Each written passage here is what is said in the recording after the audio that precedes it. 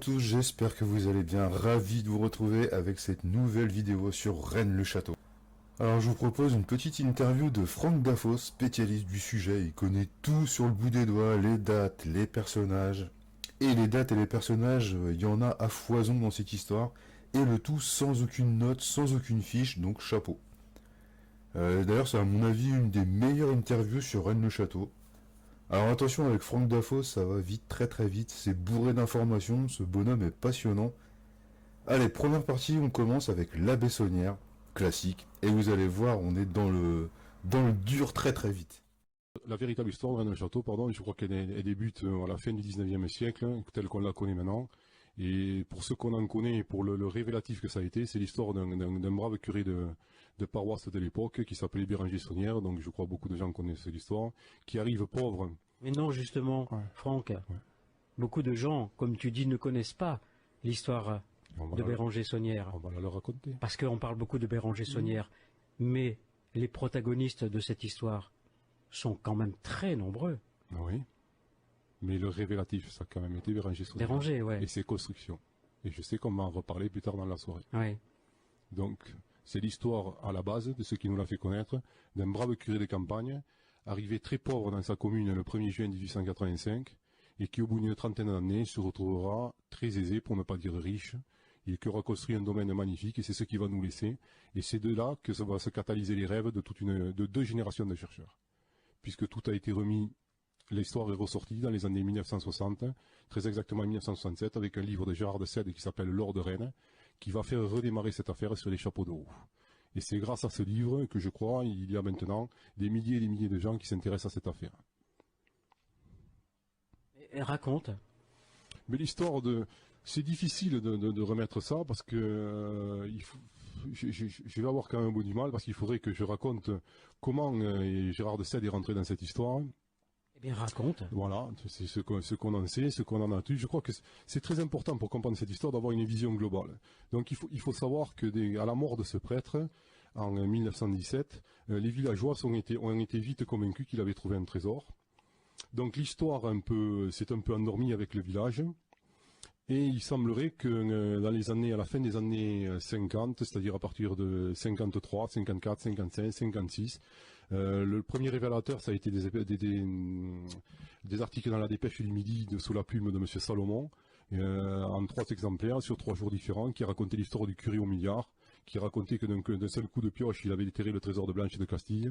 Cette histoire revenait en fait aux oreilles de ce journaliste suite au dire de Noël Corbu, qui était celui qui avait racheté la propriété de Béranger Saunière. Béranger Saunière est mort en 1917, mais sa servante, qui était sa légataire universelle, Marie Desnarnaud, est restée vivante jusqu'en janvier 1953. Et elle avait vendu sa propriété à Noël Corbu, qui était un homme d'affaires, et qui était quelqu'un qui s'était installé dans le coin, et qui, pour rentabiliser ce domaine, avait eu l'idée de créer un hôtel-restaurant.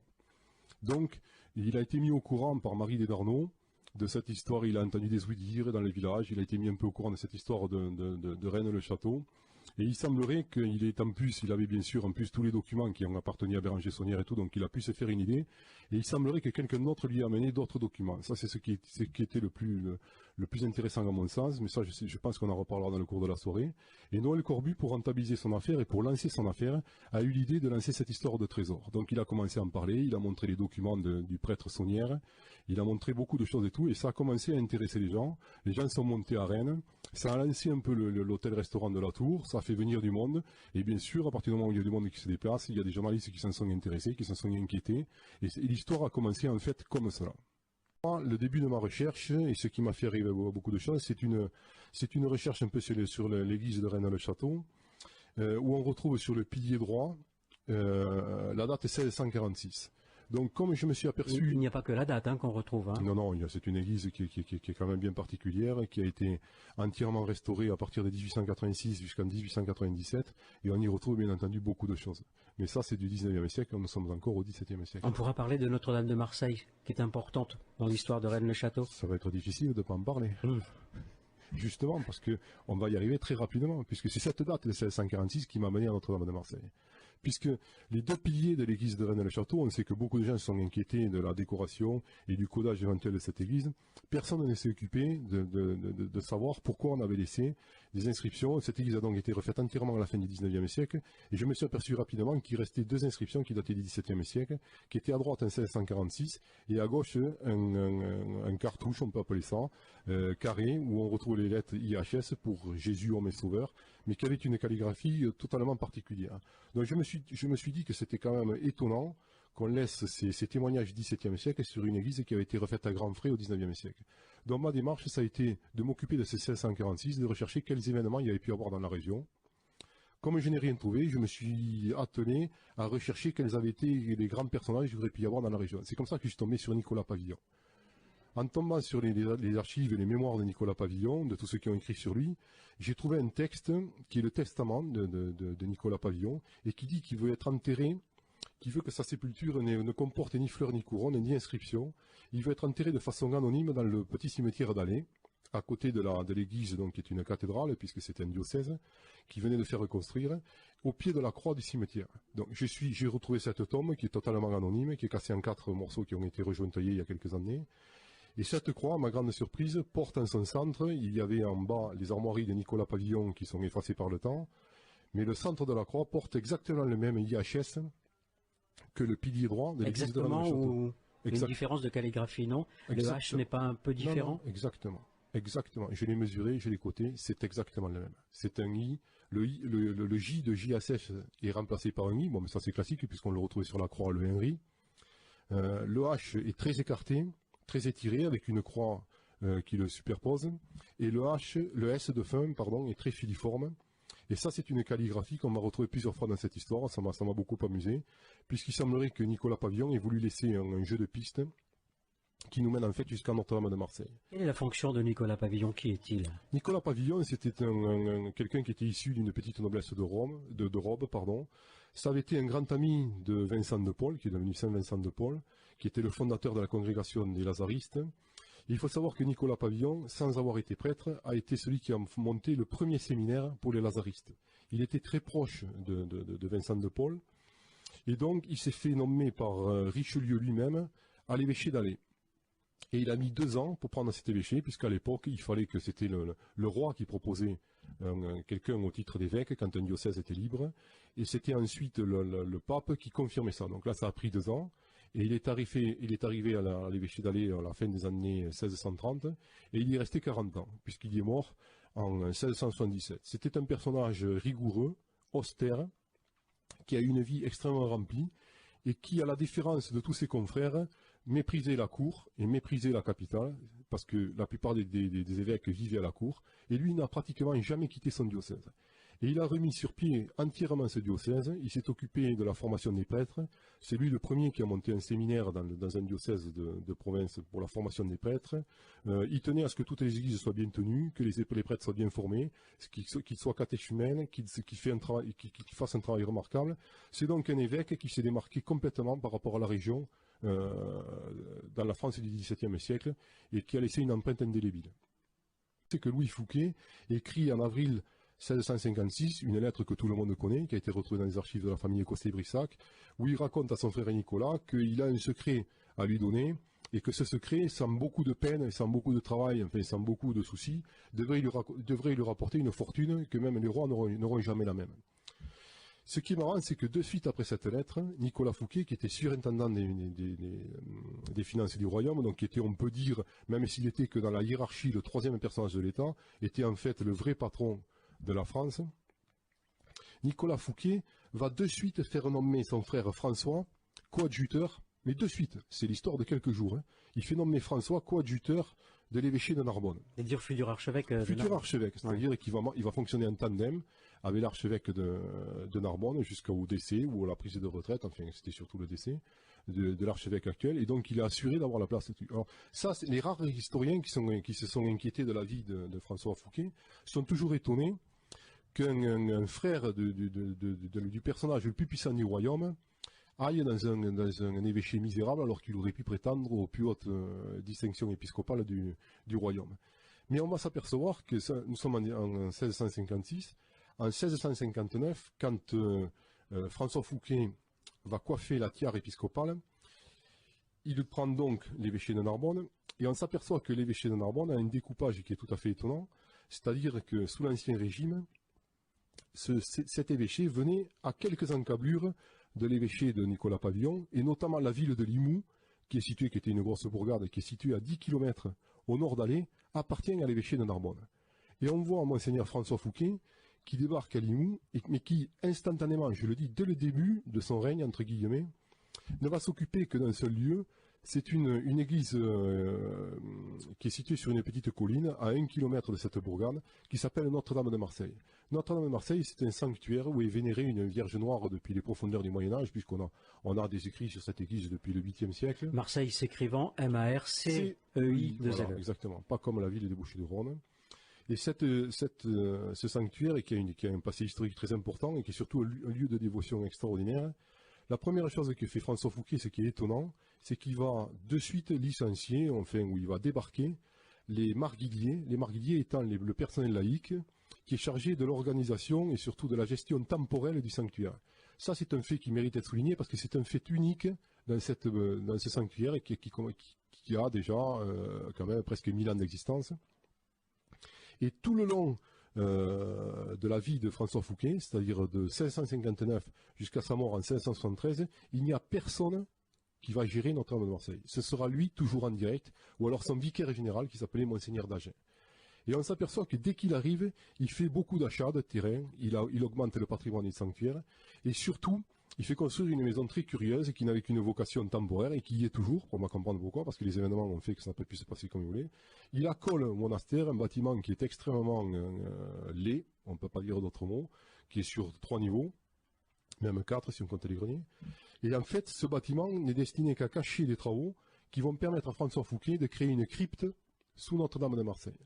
Et le but de cette crypte est bien sûr de ramener le trésor de la région de Rennes-les-Bains, de prendre le trésor du baron de Poul et de l'amener sous Notre-Dame de Marseille pour qu'il soit à la disposition de son frère Nicolas. Est-ce que François Fouquet a une idée précise du trésor? Ah oui, lui. Pavillon s'est fendu quand même, il a livré son secret ou pas? Ça s'est très mal passé parce que c'est Nicolas Fouquet qui a géré tout ça. Donc il faut savoir qu'un évêque du royaume à l'époque, comme Nicolas Pavillon, était automatiquement nommé comte du diocèse où il était. Donc il était automatiquement assujetti à obéir à quelqu'un comme le surintendant des finances du royaume. Il ne pouvait pas faire autrement. Donc ça s'est très très mal passé au début. C'est clair qu'il n'y a jamais eu une grande entente entre Nicolas Pavillon et Nicolas Fouquet. On verra d'ailleurs que Nicolas Pavillon va le lui faire payer. Et ce qui est intéressant, c'est que dès que François Fouquet s'établit coadjuteur de Narbonne, dès le début de 1557, on voit Nicolas Fouquet qui commence les travaux de Vaux-le-Vicomte. C'est instantané, toute la chronologie elle est claire, c'est-à-dire ça se suit, c'est de suite. Et le château de Vaux-le-Vicomte va être construit en 3 ans et demi, donc jusqu'à l'été 1561. Plus vite que prévu. Oui, plus vite que prévu. Mais Louis XIV vient visiter le château de Vaux-le-Vicomte, oui, il me semble. Mais il n'y a pas que lui, parce que le chantier était tellement important, et j'ai retrouvé des documents, à une époque le chantier utilisait 18 000 employés. Donc il a fallu même construire une ville, il a fallu raser 3 villages, il a fallu construire le château, les jardins qui sont magnifiques, on le sait, le nôtre, l'architecte Levaux, un travail extraordinaire. Mais le principal souci de Nicolas Fouquet, c'était de cacher l'importance du chantier. On sait par exemple que Colbert, qui est arrivé au pouvoir suite à la mort de Mazarin en 1661, Colbert était l'ancien gestionnaire, c'est-à-dire l'ancien intendant de tous les domaines de Mazarin. Il faut savoir que Mazarin avait accumulé sous l'Ancien Régime la plus grosse fortune jamais réunis dans le royaume. Colbert qui instruit le procès de Nicolas Fouquet. Tout à fait, ouais. Et donc, début 1661 même, on voit Colbert qui met tout en place pour essayer de neutraliser Nicolas Fouquet. On voit même Colbert, chose extraordinaire, qui se déguise pour aller visiter le château de Vaux-le-Vicomte. Mais il est reconnu par Vatel, qui va devenir célèbre, qui était l'ordonnance et le cuisinier de Nicolas Fouquet. La marée, l'épée dans le ventre, voilà. Tout le monde connaît, tout le monde devrait connaître. Tout à fait, c'est un type extraordinaire. C'est celui qui d'ailleurs avait organisé la fameuse réception du 17 août 1661, dans laquelle une fois le château de Vaux-le-Vicomte terminé, Nicolas Fouquet pris de je ne sais pas quelle folie, parce que c'est vrai c'est une erreur phénoménale, déploie un tel luxe que le roi le juge est tellement insolent qu'il veut le faire arrêter le jour même. Le roi Louis XIV, qui commence à avoir des doutes sur l'honnêteté de Fouquet. Louis XIV, à cette époque-là, a 21 ans. Voilà. Il a pris le pouvoir. Et chose extraordinaire, et pour la première fois qui se passe dans la royauté française, c'est qu'avant, les rois régnaient mais ne gouvernaient pas. Or, lui, quand Mazarin meurt, début 1561, il décide d'assumer la charge du pouvoir. C'était, pour l'époque, il faut comprendre que c'était un coup de théâtre. On a même parlé de coup d'État.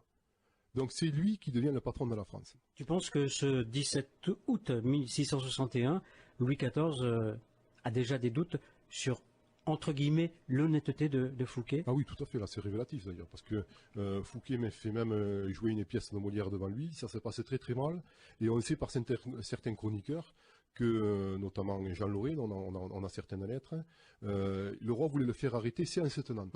Et c'est Anne d'Autriche, sa mère, qui s'est opposée à ça.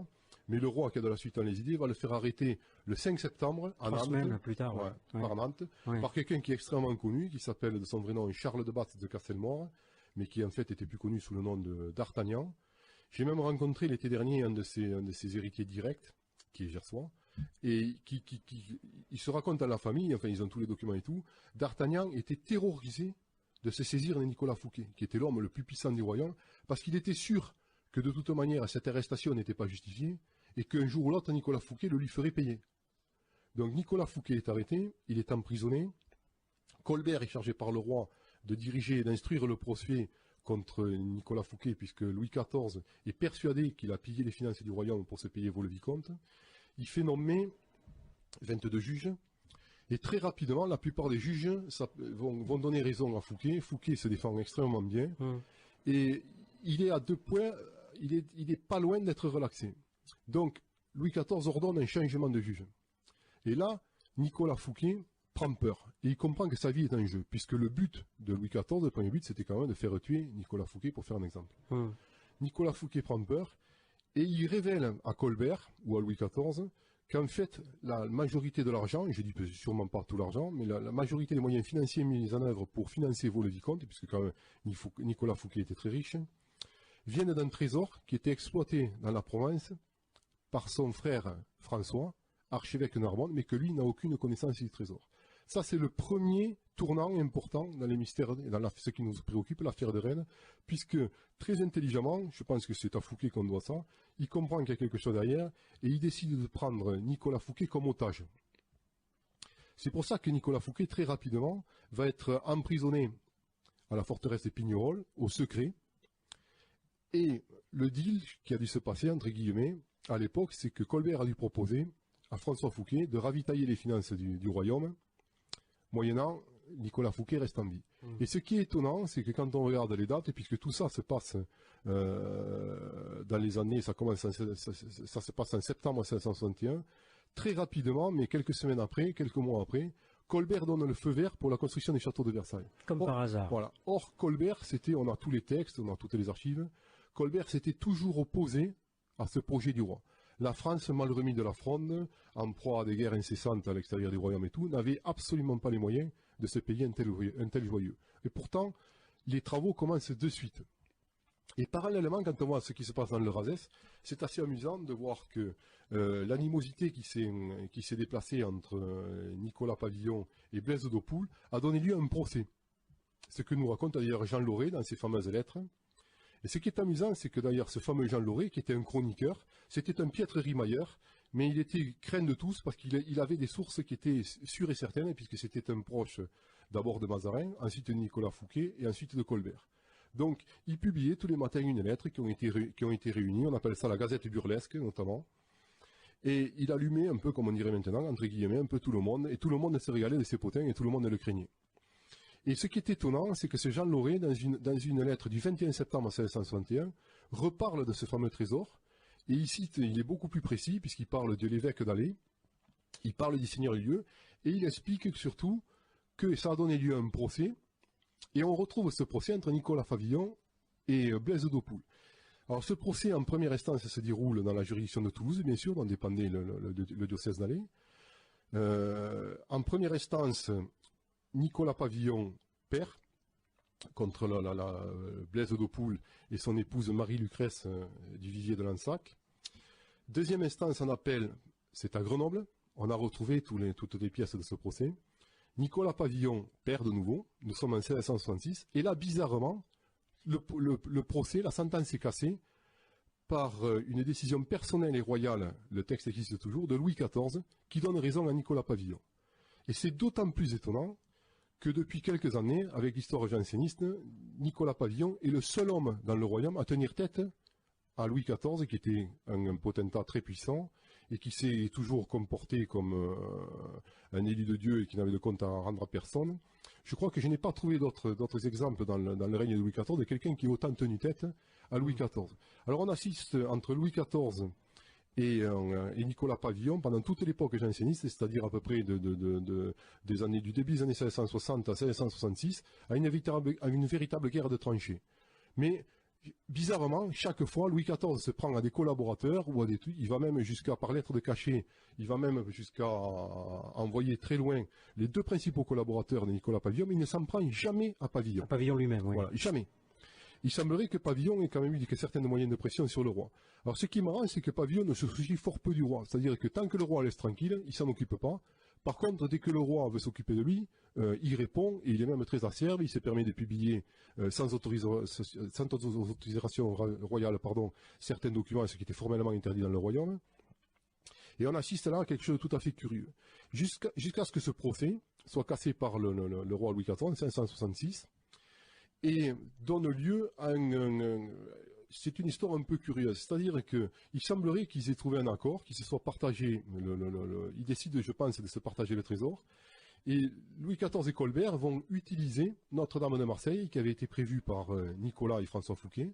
Ils vont faire transvaser, ils se partagent le trésor avec le baron Blaise d'Aupoul. Blaise d'Aupoul, comme par hasard, a une distinction, est honoré par le roi d'une distinction unique dans l'histoire du royaume aussi à cette époque, c'est-à-dire qu'il ne peut plus dépendre que du roi. Alors ça ne veut pas dire grand-chose aux gens, mais il faut penser qu'à l'époque, il pouvait voler, il pouvait tuer, il pouvait ne pas payer ses impôts, il n'était passible devant aucune juridiction du royaume. Il pouvait faire ce qu'il voulait. C'est vrai que c'est une situation quand même extrêmement confortable. Et en 1666, il se passe une chose extraordinaire, c'est qu'ils vont déménager une partie de ce trésor, ils vont se scinder le trésor, et une partie du trésor va être amenée sous Notre-Dame de Marseille. Et c'est partir de Rennes-le-Château. Ouais, c'est pas vraiment Rennes-le-Château. Sur la commune de Rennes-le-Château, il n'y a rien. Sur la commune, oui. C'est sur la commune de Rennes-les-Bains. Voilà. Et le trésor, donc Louis XIV va piocher, et c'est Nicolas Pavillon avec le vicaire général de François Fouquet, parce que ce qui est étonnant de cette histoire, c'est que dès 1661, dès l'arrestation de Nicolas Fouquet, le frère de Nicolas Fouquet, François Fouquet, qui était donc archevêque de Narbonne, est mis en exil. En Normandie. Voilà. L'évêque d'Orléans, de Rouen. Voilà, c'est pas exactement ça. En fait, il est d'abord envoyé en semi-exil à Alençon, et il est placé sous la tutelle de Monseigneur François de Rouxel de Moldavie, si je me souviens bien, qui va devenir, lui, archevêque de Rouen. Et François Fouquet va se retrouver un peu en semi-liberté, et il sera toujours sous la responsabilité de ce prélat.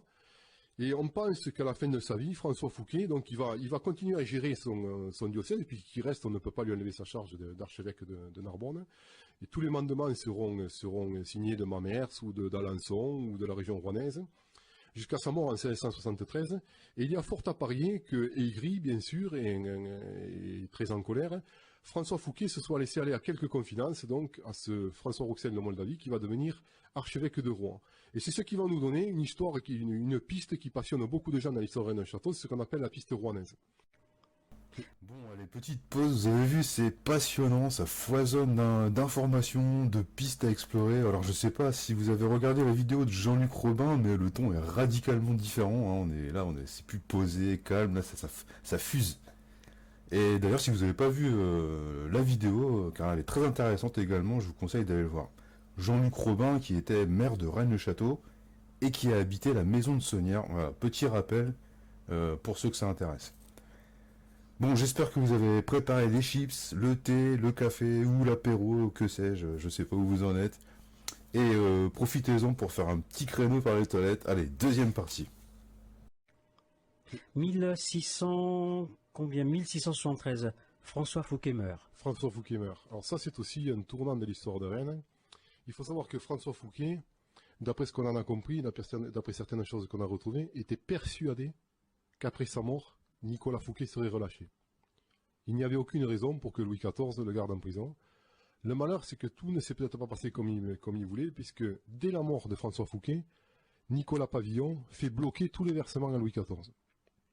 Et ça, on le sait de façon sûre, puisque pour que ce trésor soit déménagé dans les meilleures conditions, la partie qui revenait au roi dans les 1666 de Rennes-les-Bains à la cache de Notre-Dame de Marseille, à la crypte de Notre-Dame de Marseille, ils avaient eu l'intelligence de morceler le circuit en plusieurs sections. Donc ça permettait de faire des transferts de fonds qui étaient beaucoup plus discrets. Et une de ces étapes, on va le dire, un de ces jalons, qui sont d'ailleurs représentés par les fameux jalons IHS, on en reparlera peut-être après si j'ai des questions à ce niveau-là, j'expliquerai plus longuement, était le château de Serres.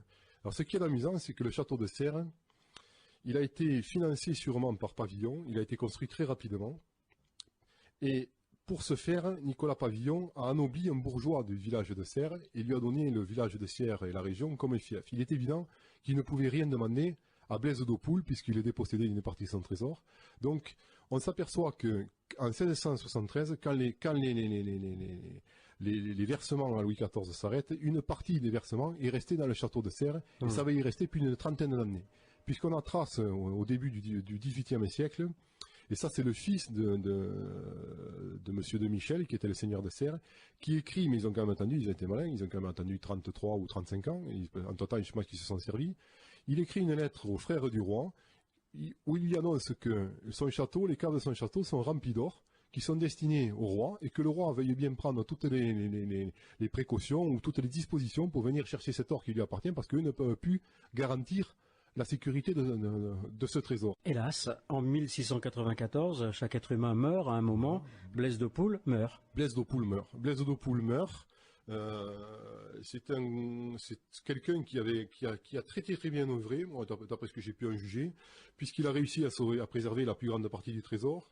On sait que dans les années 1650, après la découverte, il dote très richement ses enfants, puisqu'il avait, enfin certains parlent 5, d'autres 7 enfants. On sait qu'il finance une compagnie, il envoie ses enfants au service du roi, il leur paye des brevets d'armes au service de Louis XIV. Certains d'ailleurs, 3 je crois, sont morts pendant les guerres de Louis XIV.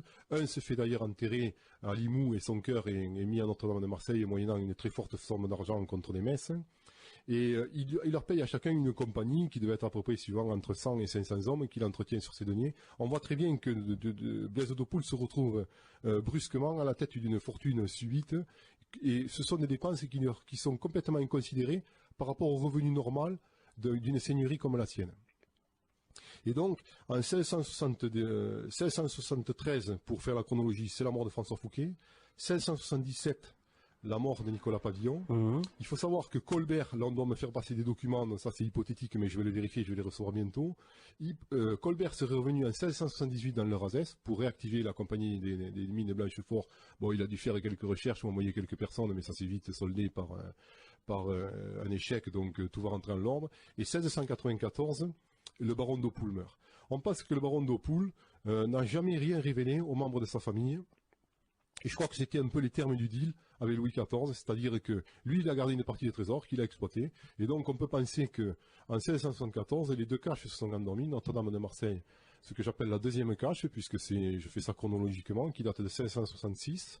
Et la première cache, qui est beaucoup plus ancienne, qui est sur les terres du baron Blaise d'Aupoul, et qui est plus précisément sur la paroisse de Rennes-les-Bains, en 1614, tout retombe dans l'oubli. Et les années se passent. Un siècle et demi. Oui, pas tout à fait. Tout est en sommeil, pratiquement. Tout est en sommeil, voilà. Et il faut attendre, et c'est là que ça revient, le rebondissement est extraordinaire, parce que il faut attendre les années 1830, où à Notre-Dame de Marseille... Il y a un aumônier, voilà, Godéric Mèche. Voilà, qui est un sanctuaire très réputé. Il y a un aumônier qui se prend de passion pour son église, et qui décèle au mur de son église un grand tableau, qui est magnifique, qui représente un moine en adoration. En fait, à l'époque, puisque j'ai reconstitué comment dirais-je, le cursus de ce tableau qui est étonnant, qui était extraordinaire. Ce tableau, je pense, et on est en train de s'en occuper, et je ne dois pas me tromper, qui est un Teniers, un David Teniers le Jeune, représentait à la base une tentation de Saint-Antoine.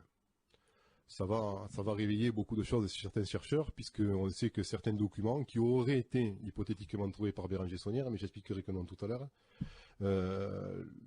ont un décryptage qui donne une phrase énigmatique: bergère, pas de tentation, que Poussin, Teniers, garde la clé. Donc nous avions déjà le Poussin, nous voilà avec un Teniers. Le problème, c'est de savoir si c'est le bon. Mais ceci, c'est un Teniers, c'est un Saint-Antoine. Et François Fouquet, qui a compris l'erreur, et pour cause qu'avait fait Nicolas Pavillon en révélant le secret de la cache du baron d'Oppoul à Poussin, ne fait pas la même erreur. C'est-à-dire qu'il va aller trouver ce fameux moine dont j'ai parlé tout à l'heure, Ambroise Frédot, et il va lui donner des indications pour transformer ce tableau. Or, on va voir que Ambroise Frédot, va transformer un Saint-Antoine en Saint-Augustin. Alors la transformation est relativement simple. Il faut savoir qu'un tableau une tentation de Saint-Antoine, c'est toujours Saint-Antoine, qui d'après les croyances chrétiennes était un ermite, qui avait dompté le démon, qui avait transformé le démon en cochon, et qu'il vivait avec lui au fond d'une caverne. Et le démon, quand il s'est réveillé un peu, il troublait un peu la méditation de notre brave ermite, en lui faisant apparaître plein de stupres, de femmes, d'objets ou d'animaux extraordinaires. C'est ce qu'on appelle la tentation. Nous avons consacré un plus près des étoiles à Saint-Antoine. Voilà, donc c'est un saint qui est très très connu dans l'iconographie chrétienne et catholique. Et c'est très facile de transformer un Saint-Antoine en Saint-Augustin, puisqu'il suffit de lui faire tenir entre les mains un cœur enflammé, qui est le signe iconographique de Saint-Augustin. Alors ce qui est intéressant au niveau de Saint-Augustin, c'est que Saint-Augustin était en fait le patron des jansénistes. Ça, c'est beaucoup plus curieux pour l'époque, puisque François Fouquet était un jésuite, très proche de Vincent de Paul, était donc un ennemi acharné de la thèse janséniste. Pourtant, il fait transformer dans son église un tableau de Saint-Antoine en Saint-Augustin. Et il faut savoir que les écrits de Jansénus, c'est un détournement du dogme de Saint-Augustin, qui était un des pères de l'Église et qui a vécu à la charnière du IVe et du Ve siècle. Il fait donc, je pense qu'Ambroise Frédot, sans le savoir, a codé ce tableau. Et dans les années 1830, Godéric Mèche le comprend. D'abord, il décèle ce message. Il est aumônier, Godéric Mèche. Il est aumônier, voilà. Alors, j'ai pu trouver très peu de documents sur ce Godéric Mèche, qui est un type passionnant, mais qui a laissé absolument rien comme écrit, absolument rien comme trace. Il n'a laissé d'ailleurs, paradoxalement, puisque c'est un des seuls, aucun message. Puisque nous avons des messages de pavillon. Comment sait-on qu'il dépense du fric Mais ça, on le sait par l'administration, entre guillemets, de Notre-Dame de Marseille. C'est-à-dire qu'à partir des années 1830, Godéric Mèche se lance dans des travaux et se lance dans des financements qui sont hors de proportion de ce que doit lui rapporter sa charge ecclésiastique. Il faut savoir que les prêtres, les aumôniers, les prêtres de campagne sont depuis le Concordat rémunérés par le ministère des cultes et ont un traitement de 900 francs par an. Et lui, il commence à dépenser des sommes qui sont extrêmement importantes. Ça lui attire... Sans jamais rien demander à qui que ce soit. Tout à fait. C'est-à-dire il se lance dans la restauration de Notre-Dame de Marseille, il finance d'autres choses, j'ai pas mal d'informations là-dessus. On pourra en parler d'ailleurs, je pense, dans une deuxième partie de l'émission, parce que j'ai fait des découvertes qui sont extrêmement intéressantes sur Godéric Mèche depuis la sortie de mon livre.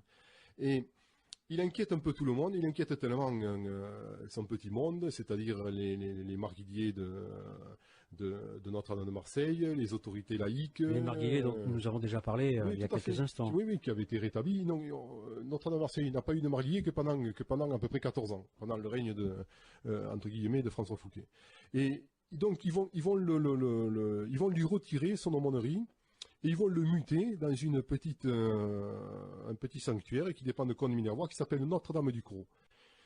Et entre-temps, la serre, qui connaissait très bien Godéric Mèche, et qui avait très bien connu Godéric Mèche, et surtout Henri Gasque, savait que ces chanoines, ces aumôniers d'Entre de Marseille, avaient eu à leurs moyens des moyens financiers extraordinaires. Et il apprend par Béranger Saunière qu'un curé du coin, Henri Boudet, qu'il connaît d'ailleurs, Et toujours ce mystérieux et discret abbé Boudet. Donc Franck Dafos en parle très bien. D'après lui, Boudet aurait coopté Saunière à son arrivée au niveau du trafic de Metz, pour commencer au début, et sur d'autres choses par la suite. Henri Boudet dépense beaucoup d'argent pour Saunière pour restaurer l'église de Rennes-le-Château. Or, il sait très bien que Boudet a été l'élève d'Henri Gasque et a travaillé avec Godéric Mèche, et il commence à comprendre qu'il y a quelque chose qui est en rapport, que tous ces flux d'argent ne peuvent être qu'en rapport avec Notre-Dame de Marseille. Il va donc essayer, mais il ne sait pas comment s'y prendre, parce que Boudet, c'est une personnalité quand même importante. Mais il se souvient que Boudet, dans les années 1886, a écrit un bouquin curieux, incompréhensible, et il a l'idée d'écrire un livre L'histoire du pèlerinage. de Notre-Dame de Marseille. Or, quand on relit ce livre, ce n'est ni plus ni moins qu'un SOS de Lasserre à l'encontre d'Henri Boudet.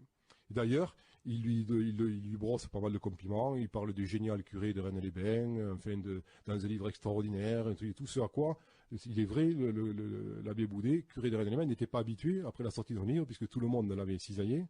Et là, il y a quelqu'un qui l'encense, et surtout fait plus curieux, bon, enfin j'explique ça dans mon livre, il y a beaucoup plus d'autres choses, bien sûr, dans ce livre.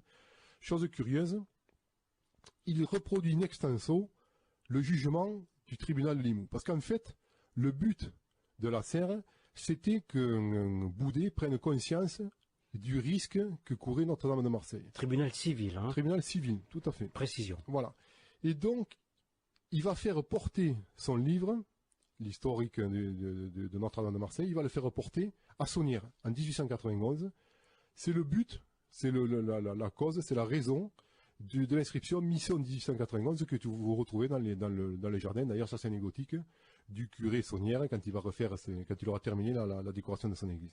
En fait, il a été missionné par Lasserre pour amener ce livre à Boudet.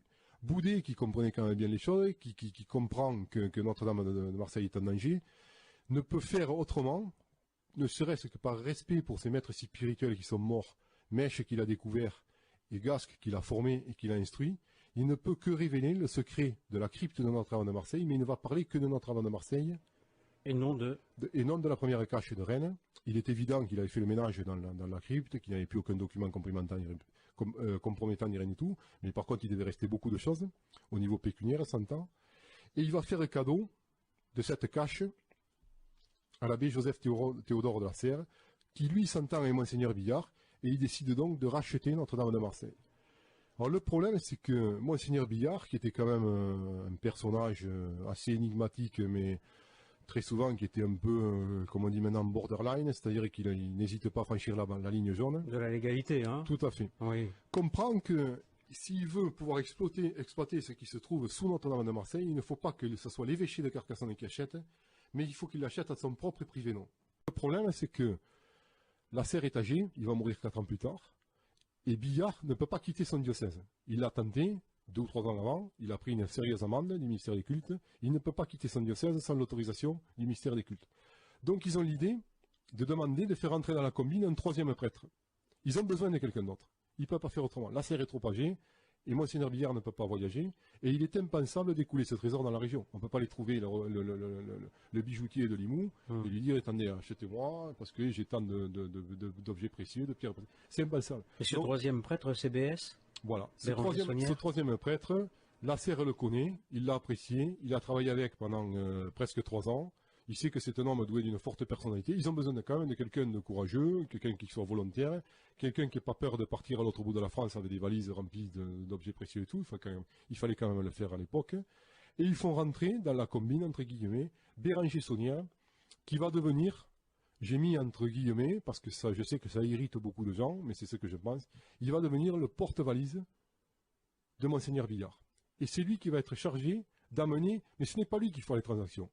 Monseigneur Billard connaît beaucoup de monde, il a un carnet d'adresses qui est extrêmement bien rempli, et il envoie Saunière dans toute la France. Saunière porte les valises, et il rentre.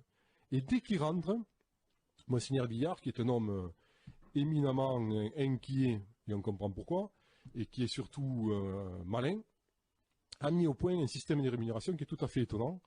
C'est-à-dire que dès que Béranger Saunière rentre, il est inondé d'honoraires de messe. Il faut savoir qu'à l'époque, les prêtres, c'était un complément de rémunération, parce qu'ils n'étaient pas extrêmement bien payés. 900 francs par an, c'était quand même pas il n'y avait pas de quoi faire fortune, bien sûr. Ça permettait tout juste de survivre.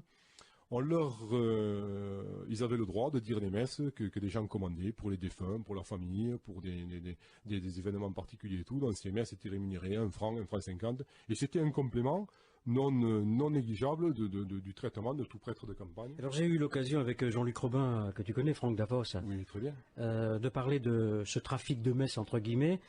Pour Jean-Luc Robin, Béranger Saunière aurait fait de la vente de messes par correspondance. Ouais, mais il l'a pas fait de suite. Je suis entièrement d'accord avec Jean-Luc, mais il l'a pas fait de suite. Parce que ce qui est intéressant, et là j'ai quelques éléments qui sont nouveaux, puisque j'étais le 14 juillet, j'ai passé la journée chez Antoine Captier et Claire Corbu. Claire Corbu étant la fille de Noël Corbu, celui qui avait récupéré le domaine de la Bessonnière, et qui sont donc propriétaires et titulaires de toutes les archives de la Bessonnière. Et j'ai eu la chance, puisque moi, c'était un vrai bonheur pour moi, puisque je connais un peu cette affaire, mais je n'avais jamais eu entre les mains des pièces originales. Et Antoine Captier m'a fait cette joie de m'inviter. Il m'a dit, viens à la maison, comme ça je te montrerai beaucoup de papiers de Saunière et tout. Et c'est vrai qu'il y en a, c'est impressionnant. Il y en a plein des cartons et tout. Et je suis tombé sur un carnet dont personne, que peut-être certains connaissaient, mais je doute, à l'intérieur duquel il était expliqué, c'était le carnet des messes effectivement dites, ou effectivement reçu par Saunière, parce qu'on a les carnets de comptabilité, on a un carnet de trucs auquel on peut faire dire beaucoup de choses. Mais par contre, ce carnet, en fait, ils étaient deux. Il y en a un autre qui maintenant, malheureusement, est au musée de Rennes-le-Château, donc c'est la mairie de Rennes-le-Château qui le détient. Donc là, je ne sais pas s'il pourrait être accessible, mais je vais essayer d'aller le voir. On a Antoine Captier et Claire Corbu ont entre leurs mains, le carnet des messes effectivement dites par Saunière, qui débute dans les années 1892 et qui finit en 1896. Alors ce qu'il y a de fabuleux, parce qu'en plus j'ai eu de nouveau ce carnet entre les mains avant-hier, puisqu'on s'était donné rendez-vous à Rennes-le-Château chez Jean-Luc Robin. Jean-Luc Robin était à côté de nous. Il y avait aussi Patrick Mansior, qui est un auteur bien connu de Rennes-le-Château. Et parce que je m'en étais aperçu, mais j'avais pas percuté sur le moment, parce que j'étais noyé sous une... C'est vrai que c'est passionnant, c'est poignant de lire les notes de Béranger Saunière, de voir les lettres qu'il a écrites, de voir les brouillons de lettres qu'il a fait à l'évêché. Il y a tellement de choses à voir qu'il faudrait rester une semaine chez Antoine. Et donc, je m'en suis souvenu, donc je l'avais eu au téléphone. Antoine, il a eu la gentillesse de ramener ce carnet, donc j'ai pu l'étudier dans un coin du jardin de l'abbé, là, chez Jean-Luc Robin. Et on s'aperçoit qu'à partir, ce que j'avais vu d'ailleurs le 14 juillet, on s'aperçoit qu'à partir de l'été 1893, alors au début, il reçoit quelques messes, et bien sûr, il a 2, 3, 4 messes par semaine, des fois 2 messes par jour, qui dit, d'ailleurs c'est noté, son carnet est calibré. Entrée, recettes, dépenses, tout est bien indiqué. Ça vient d'un tel et tout, la messe dite tel jour et tout. Et à partir de l'été 1893, c'est-à-dire à partir de juin, souvenez-vous que Notre-Dame de Marseille a été achetée au mois de mai, le 19 mai 1893, à partir de juin, fin juin, donc de suite, on voit arriver une quantité impressionnante de messes. Alors au début, on voit ce pauvre Saunière qui les dit, une par une, puis 2 par 2, puis 3 par 3, puis 4 par 4, puis 6 par 6, et ça arrive, et des messes de partout. Et rageusement, on va photocopier ce carnet, et rageusement, mi-décembre, il barre une page et il met « arrêtez là », ce qui veut dire qu'il ne dit plus les messes. Mais par contre, il note scrupuleusement toutes les messes. Et ce qui est fabuleux, c'est que tous les gens qui envoient ces messes, ce sont tous des proches des Biard. Alors on va retrouver Boudet, donc certains ont dit qu'il n'avait rien donné à Saunière, je vais vous dire, et j'aimerais bien qu'il voit le carnet. C'est des pages entières de messes. On va trouver un abbé Sarda qui était aumônier des bains de Rennes, c'est-à-dire qu'il ne venait là que la saison. C'était un curé j'allais dire, enfin c'est pas péjoratif, mais de deuxième importance, et qui était sous les ordres de Boudet pendant la saison, qui donnait un coup de main à Boudet, qui s'occupait des curistes de Rennes-les-Bains, qui étaient nombreux à cette époque. On voit Sarda, par exemple, je me suis amusé à compter, qui envoie 200 messes le même jour. On voit l'abbé Escargueil, qui était un proche de Billard. On voit Cantegril, qui a été vicaire général du diocèse et qui a été vicaire capitulaire, c'est-à-dire que c'est lui qui a assuré l'intérim après la mort de Billard. On voit des gens comme Cross, qui est cité dans le carnet de Saunière, qui était le secrétaire général de Monseigneur Billard. On s'aperçoit que de 1892 à 1896, et d'après Antoine, bon, ça continue bien sûr après sur notre carnet, mais ça je le vérifierai, qu'en fait, toutes les rémunérations de messe viennent d'abord, du diocèse de Carcassonne, et deuxièmement, je parle dans la grande majorité, c'est-à-dire ça va être 90 ou 85 ou 90 ou 95%, il faudrait qu'on l'étudie, mais on va s'en occuper. C'est tout à fait récent, cette découverte date du 14 juillet. Et on s'aperçoit que ce sont tous des prêtres qui sont des proches de Monseigneur Billard. On voit l'évêché qui envoie, mais attendez, des pelletés, des bennes de messe. On voit Notre-Dame de Marseille, ce qui est encore plus étonnant, qui envoie des tonnes de messes. On voit l'hôpital de Limoux, qui est tenu par un aumônier, dont j'ai retracé, qui est le père de Cluny, qui est celui qui a signé le certificat de décès de Gasque. On retrouve quelques autres prêtres que j'ai dans les carnets de l'abbé Coste aussi. C'est tout le même, le groupement de prêtres, c'est tous les habitués, c'est tous les proches de Monseigneur Billard. Et sans trop anticiper sur ce trafic de messes, Ce n'est pas un trafic dans ce cas-là. Je pense que c'est une rémunération déguisée. le Vatican a été au courant de ça, Pas de suite. mais quelques années plus tard. Quelques années plus tard. C'est-à-dire le principe, il faut savoir que de 1893, donc de l'été 1893, et les années qui vont suivre, pour Saunière, c'est l'embellie. Il touche beaucoup d'argent. Et donc ça lui permet de faire beaucoup de choses, ça lui permet de commencer à avoir déjà une vie meilleure, c'est clair. Mais surtout ça lui permet de prendre goût à l'argent, et ça, on verra que ça ne va pas le lâcher, malheureusement pour lui. Et tout va bien jusque la première année croche, c'est la mort de l'abbé Lasserre, qui va décéder en février 1897. Il faut savoir que l'abbé Lasserre, c'était la caution morale un peu du trio pour Boudet. Puisque l'abbé Lasserre était le descendant de celui qui avait sauvé Notre-Dame de Marseille. C'était un érudit, c'est quelqu'un qui avait écrit des livres, donc il était un peu l'égal de Boudet. Et ils étaient surtout très amis avec Boudet, puisque j'ai découvert qu'en fait, c'est un aïeul aussi, mais on en reparlera, c'est un aïeul de Boudet qui avait sauvé Notre-Dame du Crau à la Révolution. Ce que le dénommé François Lasserre avait fait pour Notre-Dame de Marseille, en le sauvant de la destruction, en l'achetant comme bien national, il y avait un Antoine Boudet qui a fait exactement pareil pour Notre-Dame du Crau. Donc on comprend très bien que le jour où Godéric Mèche, en 1862, voit arriver un jeune prêtre qui s'appelle Boudet et qui est l'arrière-arrière-petit-neveu de celui qui a sauvé Notre-Dame du Crau, il ne peut l'accueillir qu'à bras ouverts.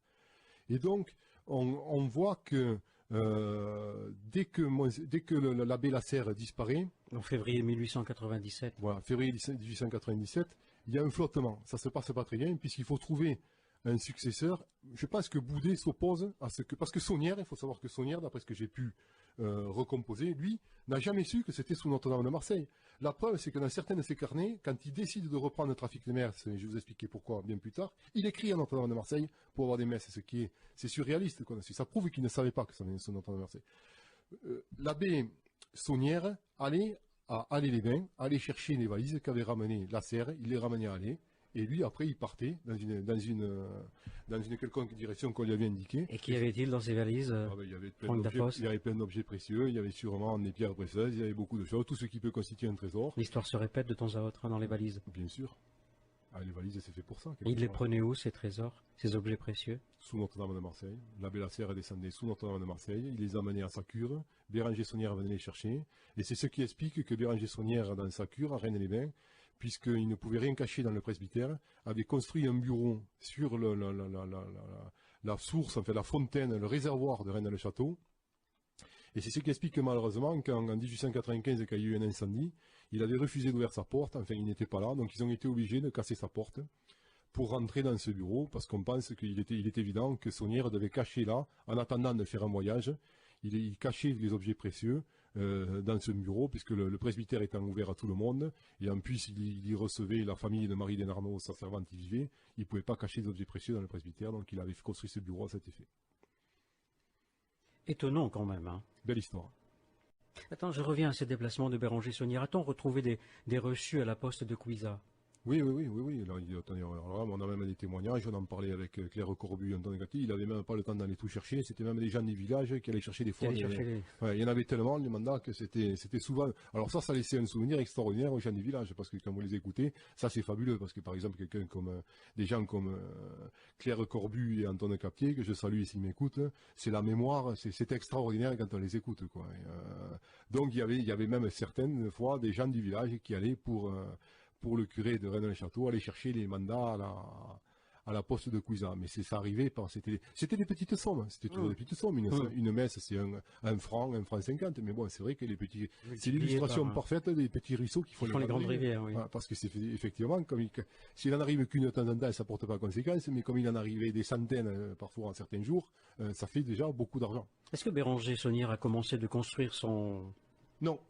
Il avait prévu Alors ça aussi, je voudrais qu'on en reparle tout à l'heure, et j'espère qu'il y a des personnes... On peut le faire maintenant, hein. Ouais, Parce que sinon on va oublier. Oui, mais ça va être un peu... Il avait prévu, je pense qu'il avait prévu enfin, c'est sûrement pas lui d'ailleurs qui avait prévu la construction de son domaine. Et puisque ça, ce sont des découvertes relativement récentes, il semble que son domaine ait été prévu, fasse partie d'un plan d'ensemble depuis les années 1892 et 1893. Et bien sûr, derrière ça, on retrouve Boudet. Il semblerait que le domaine ait été prévu depuis les années 1892 et 1893. Et contrairement à ce qu'ont écrit certains auteurs, Béranger Saunière se serait préoccupé dès cette époque de racheter depuis 93, c'est-à-dire depuis qu'il a été mis dans l'association, enfin dans la combine, de racheter certains terrains, mais ça va arriver un peu plus tard, c'est-à-dire c'est les années 1897, 1898, 1899. Il va racheter petit à petit tout le haut du village et il va commencer la construction de son domaine. Donc je pensais, mais bon, ça aussi comment dire, c'est un peu difficile parce qu'on n'a pas tous les éléments encore. Donc moi je veux bien donner certaines pistes, mais elles ne sont pas pour le moment vérifiées. Je pensais dans un premier jet que c'était Monseigneur Billard qui avait laissé une forte somme d'argent à Saunière en remerciement, mais comme il se méfiait du personnage, parce que bon, entre-temps il y avait eu quand même beaucoup de choses qui s'étaient passées, il était hors de question de lui laisser d'un seul coup tout cet argent. Donc il avait laissé cet argent à une sorte d'exécuteur testamentaire, et quand Saunière avait besoin, il venait chercher l'argent. Et le domaine s'est fait comme ça. Et d'ailleurs, il apparaît très très bien que le domaine se fait sans aucun souci financier. Et le seul souci financier, c'est que je pense que Saunière a été utilisé. Il a été utilisé, on y a fait construire ce domaine. Ce qui est étonnant, c'est que dans tous les papiers de Saunière, on ne retrouve aucun plan du domaine. Donc on peut penser que les plans, c'est quelqu'un d'autre qui les avait. Je crois qu'il faudrait chercher du côté de Caminade, qui était l'architecte. Surtout pas du côté d'Aillebotte, parce que certains l'ont fait, il n'était que l'entrepreneur. Et ce n'est pas lui qui avait la maîtrise de l'architecture du domaine, puisque ce domaine répond quand même semblerait répondre à certains critères très précis. Et quand il a besoin, il vient chercher, on le paye. Mais c'est par 10 000 francs, 15 000 francs, 30 000 francs. Ça lui permet de ne pas faire des excès dans sa vie de tous les jours, et ça lui permet de financer le domaine. Par contre, dès que le domaine est terminé, tout s'arrête. Et nous sommes en 1905. Bonsoir, Jérôme. Oui, bonsoir Jean-Claude, et puis bonsoir Franck Dafos. Bonsoir Jérôme. Donc, moi, j'ai déjà eu l'occasion d'échanger avec Franck Dafos sur des forums, sous le pseudo de Flamadin. Oui, tout à fait. Si ça lui dit quelque chose. Je me souviens tout à fait, oui, bien sûr. Bon, il se trouve que vous avez parlé tout à l'heure des carnets de comptabilité oui. de l'abbé qui ont été publiés par Octonovo. Oui. Et en disant que finalement, on peut leur faire dire n'importe quoi. Mais ces carnets, en fait, vont de pair avec des carnets de correspondance. Oui. Qui montrent que finalement les messes, elles n'arrivent pas comme ça. C'est bien Saunière qui démarche des congrégations et des curés à travers toute la France. Vous parlez de quelles années? Comment? Vous parlez de quelles années? Des années, des carnets en question, c'est-à-dire 1895 à 1915. Non, ça commence dans les années 1899, quand il démarche. C'est-à-dire que ça s'explique très facilement. En février 1897, la serre meurt. Ouais. Donc il y a un flottement, il ne sait pas trop ce qu'il va devenir. Et il a l'idée, ça se passe entre 1897 et 98, et ça commence à prendre forme vraiment dans ces années-là. Il a l'idée de reprendre à son compte, et ensuite, Monseigneur Billard est hospitalisé à Prouille, il est impotent, la plupart du temps d'ailleurs, il n'est même pas conscient, il est très gravement malade, il va finir par mourir d'ailleurs. Et Saunière a l'idée de génie, puisqu'il était très approguin, il a l'idée de génie de réutiliser le système des messes, mais en faisant un trafic. J'ai mis longtemps à le comprendre, et pour ça, il va utiliser un truc qui est très très simple, c'est-à-dire qu'il ne va pas faire passer des annonces, il va utiliser tout simplement des annuaires ecclésiastiques. Ouais, sûrement. Ouais. Voilà, parce que moi, je me souviens très bien que j'ai été élevé par des ecclésiastiques, j'étais à l'école Sainte-Barbe à Toulouse, s'il y a des anciennes écoles qui m'écoutent, je les salue. J'ai passé dans cette institution une douzaine d'années pensionnaires, et donc très souvent, à notre table, on voyait arriver des prêtres qui étaient de l'autre bout du monde, de l'autre bout de la France, ils restaient 1 jour, 2 jours, 3 jours, et effectivement, il existait... et donc ça existait encore au XXe siècle, puis ce moment-là je vous parle des années 60-70, il existait des annuaires ecclésiastiques qui faisaient que toutes les congrégations, toutes les écoles, tous les monastères, tout était répertorié, et effectivement un prêtre qui se déplaçait pouvait demander l'asile, l'hospitalité dans ces congrégations, ça ne lui coûtait rien, et c'était effectivement à charge de revanche bien entendu. Donc il y avait une réelle volonté de la part des gens qui ont fait ces annuaires ecclésiastiques, d'ouvrir tout ça, mais c'était réservé uniquement aux ecclésiastiques. Donc, je pense que Saunière a pris l'intitulé, a pris les adresses, et il les écrivait, il les démarchait pour avoir des... Ouais. Et le trafic de messes qui est avéré, là je suis complètement formel, a débuté en ces années-là, puisque Saunière a compris que la période où il était rémunéré par Billard, par des intentions de messe, entre parenthèses, des bidons, où il a été favorisé, ou peut-être, ce n'était pour moi qu'une rémunération occulte, il va comprendre qu'il peut en tirer une source de revenus non négligeable. Et on voit très bien d'ailleurs qu'il écrit beaucoup, c'est ce que prouvent ses carnets, il fait beaucoup de demandes, et ça marche très bien, il va commencer à mettre au point un système et tout, mais qui n'est quand même pas suffisant, puisqu'on voit que Saunière va faire aussi du trafic, il va se lancer dans un négoce de vin, il va faire du trafic d'antiquité, il va faire du négoce de timbre, c'est pas suffisant. Ça n'arrive pas quand même, dans les premiers temps, et ça n'arrivera jamais d'ailleurs, à combler la rémunération occulte qu'il recevait de la part de Monseigneur Billard. Mais il est évident qu'à partir des années 1900, et donc encore plus complètement à partir de la mort de Monseigneur Billard en décembre 1901, il a eu l'intelligence, parce qu'il était quand même très opportuniste, ce brave Saunière, il a eu l'intelligence de tirer parti, c'est-à-dire on lui avait fait comprendre quelque chose, et lui, il en a tiré la quintessence. Il s'est dit, attendez, ça ne va pas s'arrêter comme ça, puisqu'on peut toucher des honoraires de messe, puisque moi, j'ai validé les quémandés, et peut-être pas intentionnellement, il a débuté sur un vrai trafic de messe. De toute manière, je vous l'ai dit, d'après les carnets que j'ai vus encore cette semaine, à partir de septembre 1893, les messes, il ne les dit plus. Donc c'est déjà un péché de simonie, qui est gravissime pour un prêtre. Alors je vais vous dire que ce soit des messes qu'on lui envoie ou des messes qu'il quémande, ça ne fait pas beaucoup de différence. Voilà.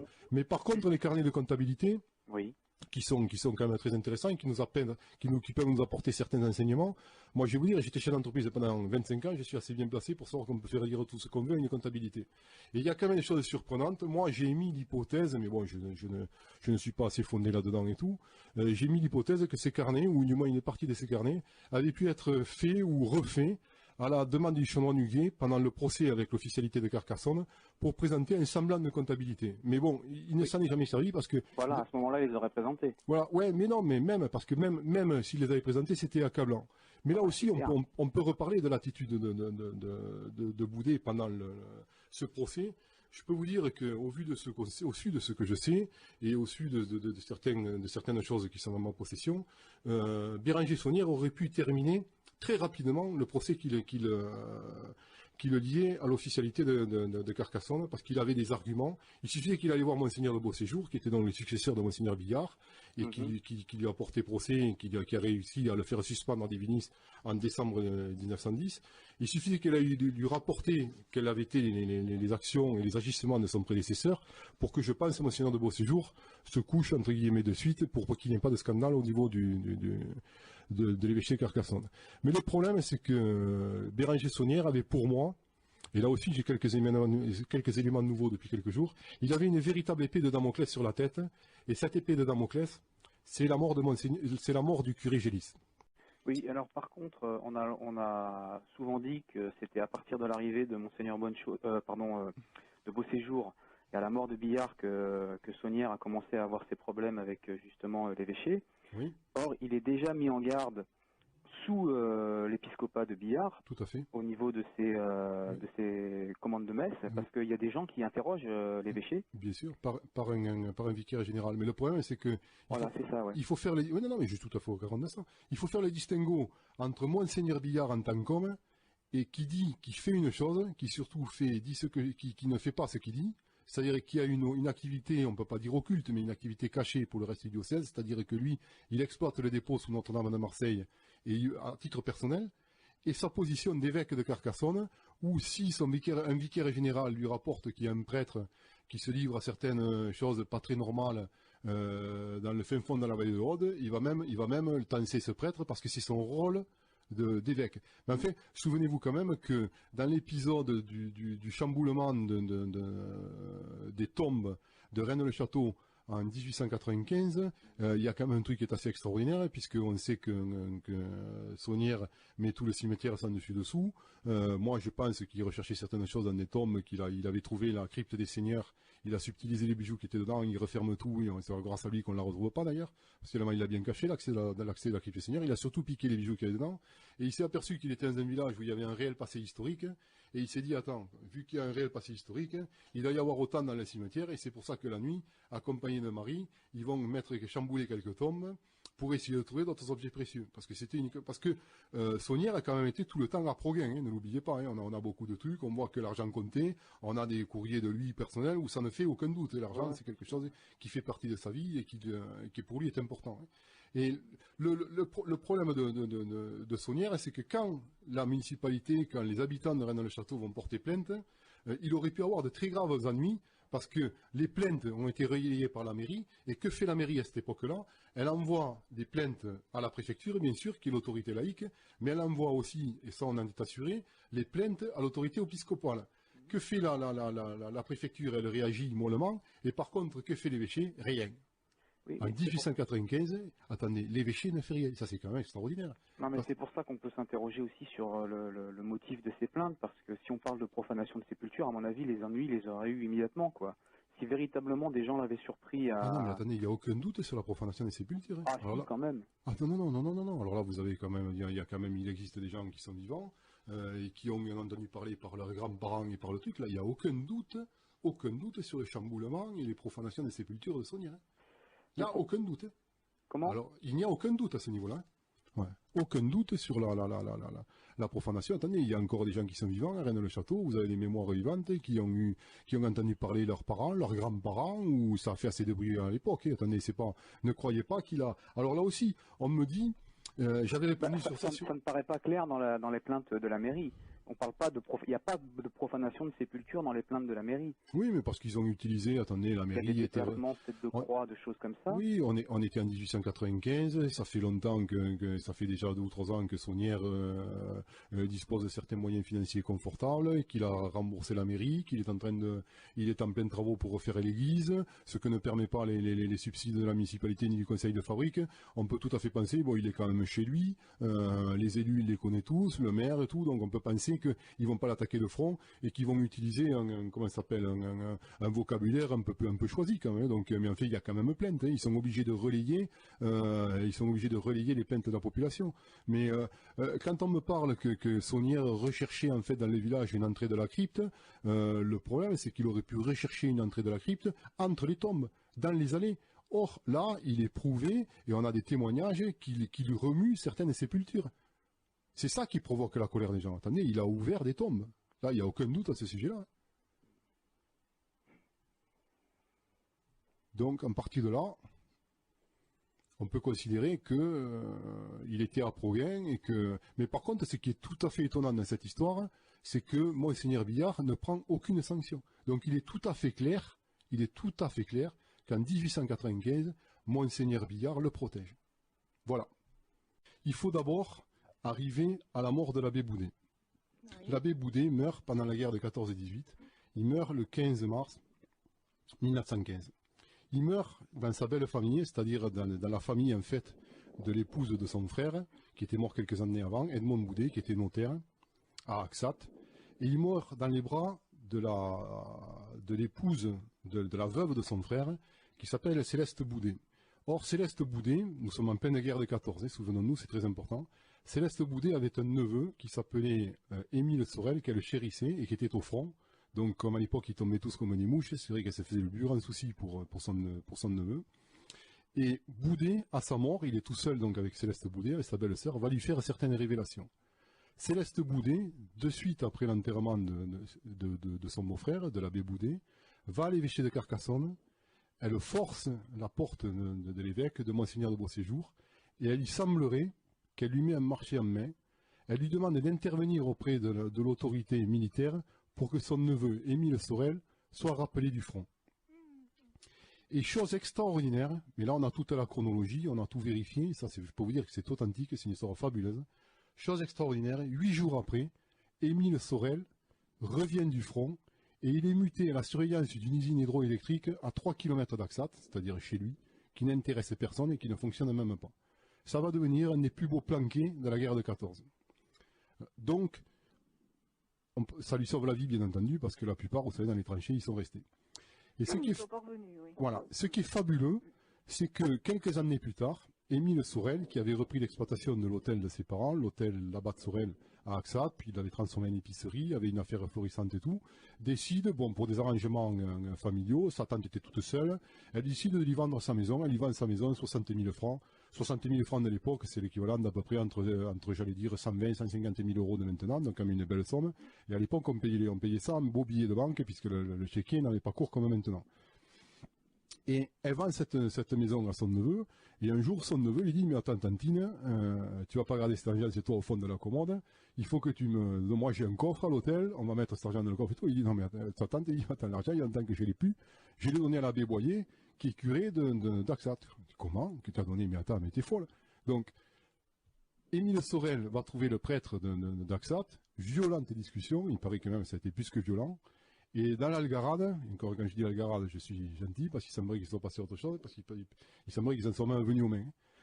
L'abbé Boyer lui avoue que s'il est vivant, il doit sa vie sauve à l'église. Et il lui raconte l'histoire de Céleste Boudet, qui est allé faire chanter l'évêque de Carcassonne, ce que lui a révélé Céleste Boudet en confession. Ça, c'est déjà surprenant, parce que c'est quand même un prêtre qui trahit le secret de la confession. Et donc, lui, il s'est considéré comme le réel récipiendaire de la dette de Céleste Boudet, c'est-à-dire qu'il a fait donner l'argent de la maison de Céleste Boudet à l'église. En fait, il s'est gardé pour lui. Donc, il a pris cet argent, et le plus fort, c'est qu'au lendemain de cette algarade, Émile Sorel va demander des explications. Alors ça, écoutez bien, parce que ça va vous rappeler une autre histoire, c'est assez marrant quand même. Au lendemain de cette algarade, il va trouver sa tante qui lui explique et qui lui confirme effectivement tout. L'abbé Boyer disparaît sans laisser de traces. C'est-à-dire qu'il plie son sac du jour au lendemain. Bien sûr, il n'oublie pas de mettre les billets de la tante Boudet au fond du sac. Et il disparaît, et on n'a plus jamais eu affaire à l'abbé Boyer dans la région. Plus personne ne l'a jamais revu. Il a été porté disparu. Ça, c'est déjà une belle histoire. Mais cette histoire va surtout initier une autre histoire. C'est-à-dire que Monseigneur de Beauséjour, qui était loin d'être un imbécile, je peux vous dire, et qui était un évêque extraordinaire, et qui était issu d'une famille très rigoriste, et qui a remis de l'ordre dans l'évêché de Carcassonne, il a commencé à être un peu énervé par tous ces prêtres de cette région-là. Alors c'est vrai qu'il a retrouvé, il savait qu'il y avait eu un mort, qu'il y en avait un qui avait été tué, Gélis, Boudet, bon, alors celui-là on y amène, ça se passe mal, on le fait chanter, il est obligé de céder, donc ça prouve que quand même Boudet avait de part devant lui certaines informations ou certains renseignements qui ont fait piller l'évêché de Carcassonne. Et ensuite, c'est Béranger Saunière qui meurt 2 ans après, en 1917. Mais bon, nous sommes pendant la guerre de 14, il a quand même d'autres chats à fouetter. Mais par contre, chose étonnante, et ça j'ai appris ça par une vieille dame du coin, mais je ne révélerai pas le nom de cette ecclésiastique, parce qu'elle m'a demandé de ne pas le faire, mais c'est pour vous expliquer la chronologie de ce qui s'est passé. Vous allez voir que c'est assez marrant. Un jour, va sortir du séminaire un jeune prêtre qui est loin d'être idiot, qui est issu d'une belle famille du pays, donc très honorablement connu, et qui surtout, nous sommes dans les années 1925-1930, et qui a été l'enfant de cœur de Boudet. Donc, Monseigneur de Beauséjour comprend de suite quel parti il peut tirer de cet élément, et il va se l'attacher comme secrétaire particulier de suite, dès qu'il sort des séminaires. Et c'est ce qui est tous les papiers, toutes les archives qu'ont pu avoir tous les prêtres de la région qui ont touché de près ou de loin à cette histoire. Donc il soupçonnait quelque chose. Tout à fait. Ouais, Mais de Monseigneur de Beauséjour, oui, tout à fait. Donc c'est ce prêtre qui va recueillir la plupart des archives de Boudet. Il va recueillir les archives de Gélis. Il va faire un petit tour par Notre-Dame de Marseille, et où on va lui remettre beaucoup de choses, puisqu'il faut savoir que les lazaristes ont quitté Notre-Dame de Marseille en 1905 et sont revenus à cause de la loi de séparation de l'Église de l'État, dont vous avez entendu parler bien sûr, et ils sont revenus dans les années 1920. Et alors, ce qui est marrant, c'est de voir que c'est à partir de 1905 que Béranger Saunière va avoir des ennuis d'argent, puisque c'est fin 1905 qu'il ne pourra pas honorer la facture de son ébéniste qui a fait la bibliothèque de la Tour. C'est les premières anicroches dans la vie financière de Béranger Saunière. Il ne peut pas honorer une facture, c'est la première fois que ça y arrive. Ça prouve qu'à partir de 1905, il y a eu une coupure. Bon, ceci étant dit, ce brave prêtre du diocèse de Carcassonne fait le tour et ramène tout un dossier qui est fabuleux, parce qu'à l'intérieur, il y a surtout ce que j'appelle moi le fonds Boudet. Et à l'intérieur de ce fonds Boudet, il y a bien sûr tous les documents que Gasc a laissés à Boudet. Donc dedans, vous avez les parchemins, vous avez le décryptage des parchemins, où il y a bergère, pas de tentation, etc. Vous avez des textes comme le serpent rouge, vous avez plein de choses et d'autres, et ce fonds de documents, eh bien, écoutez, il va s'endormir dans un coin de l'évêché de Carcassonne, parce qu'en 1930, Monseigneur de Beauséjour meurt, son successeur, qui a d'autres chats à fouetter, ne s'intéresse pas vraiment, il n'est même pas au courant de cette histoire de curé farceur de l'Aude. Donc ça va dormir dans une certaine armoire métallique de l'évêché. Mais dans les années 1950, ce brave ecclésiastique, qui entre-temps a fait une carrière assez sympathique comme ecclésiastique, va se réveiller un peu, comme il s'était passionné pour cette affaire, il va reprendre contact avec le propriétaire du domaine de Saunière, qui est Noël Corbu, qui a racheté en viager à la fin des années 1940, c'est-à-dire en 1946, enfin, le domaine de Saunière, à Marie Desnarnaud, sa servante, qui avait été sa légataire universelle. Et ils vont sympathiser, et on verra très souvent d'ailleurs cet ecclésiastique monter au domaine de Rennes-le-Château, et on verra très souvent Noël Corbu aller lui rendre visite à l'évêché de Carcassonne. Et cet ecclésiastique va, 20 ans après, puisque nous sommes dans les années 55, par là, oui, même 53, puisqu'on a un texte qui date de 1953, va se prendre d'amitié pour Noël Corbu, et comme bon, il a beaucoup d'obligations du fait de sa vie sacerdotale ecclésiastique, il va un jour considérer que le dossier qu'il a entre les mains, qui sont les archives de Boudet, de quelques ecclésiastiques du coin, mais fait principalement de Boudet, sont en fait, le vrai héritier de ces archives est en fait Noël Corbu, puisqu'il habite le domaine de Saunière, il se passionne pour Saunière et tout, et cet ecclésiastique pense qu'il y a quelque chose à Rennes-le-Château, mais il ne sait pas vraiment quoi, il ne sait pas si c'est une histoire au trésor et tout, donc il va lui remettre tous ces documents. Ah oui, c'est fantastique. Donc on sait où ils sont accessibles. En fait. Attendez, j'ai pas fini, vous allez voir, parce que l'histoire, elle a connu quelques petits rebondissements. Ah oui. Et nous sommes dans les années 1950, et dans les années 1950, vers 1956, mais plutôt vers 1958, 1960, il y a un personnage qui rôde dans la région, et Descadellas, qui est le conservateur à chef des archives de Carcassonne, le décrit comme côteleux, comme falot, comme un peu hypocrite, enfin on voit qu'il ne le porte pas dans son cœur. Et ce monsieur, il a un nom, il s'appelle Pierre Plantard. D'accord, ah oui. Et voilà, le prieuré de Sion, on reparle des trois escrocs, Plantard en tête et Cherizet. Gérard de Sède, même s'il fait partie du trio, reste, ne serait-ce que par son talent d'écrivain, à part quand même. Donc n'hésitez pas à aller voir les livres qu'il a fait, parce que vraiment c'est vraiment très intéressant, c'est bien écrit. Donc vous avez vu, on passe de Saunière à Fouquet, par Corbu, Boudet, Plantard et sa clique, Poussin, on va de Rennes-le-Château à Rennes-les-Bains, Notre-Dame de Marseille, bref, tous les personnages y passent, on voyage, et Franck Dafos nous livre tous les éléments quasiment d'une vie d'enquête, enquête sérieuse sur le sujet, et c'est tout ce que j'aime. Alors pour quelqu'un qui découvre le sujet, Rennes-le-Château, forcément ça fait beaucoup de choses à la fois. Donc ces trois compères en s'emparant de cette histoire ont contribué à l'ascension de ce mystère, secret, trésor plus ou moins maudit. Donc parlons de Plantard. Pierre Plantard monte à Rennes-le-Château, et ce brave Noël Corbu qui se débat dans les affres financières, puisqu'il est toujours en train d'essayer de monter son hôtel-restaurant, de faire venir du monde et tout, c'est vrai que Noël Corbu montre les documents à tout le monde, il s'en fait voler, je veux dire, on sait par exemple que certains carnets ont été volés à cette époque-là, dont on a retrouvé la trace il n'y a pas longtemps.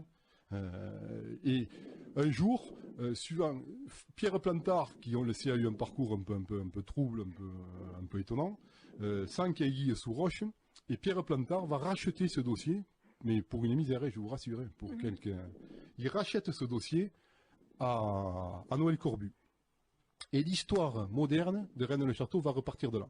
C'est-à-dire que Pierre Plantard et un garçon qui s'appelle Philippe de Cherizet, authentique aristocrate, marquis qui plus est, vont avoir ce dossier entre les mains, mais ne vont rien y comprendre.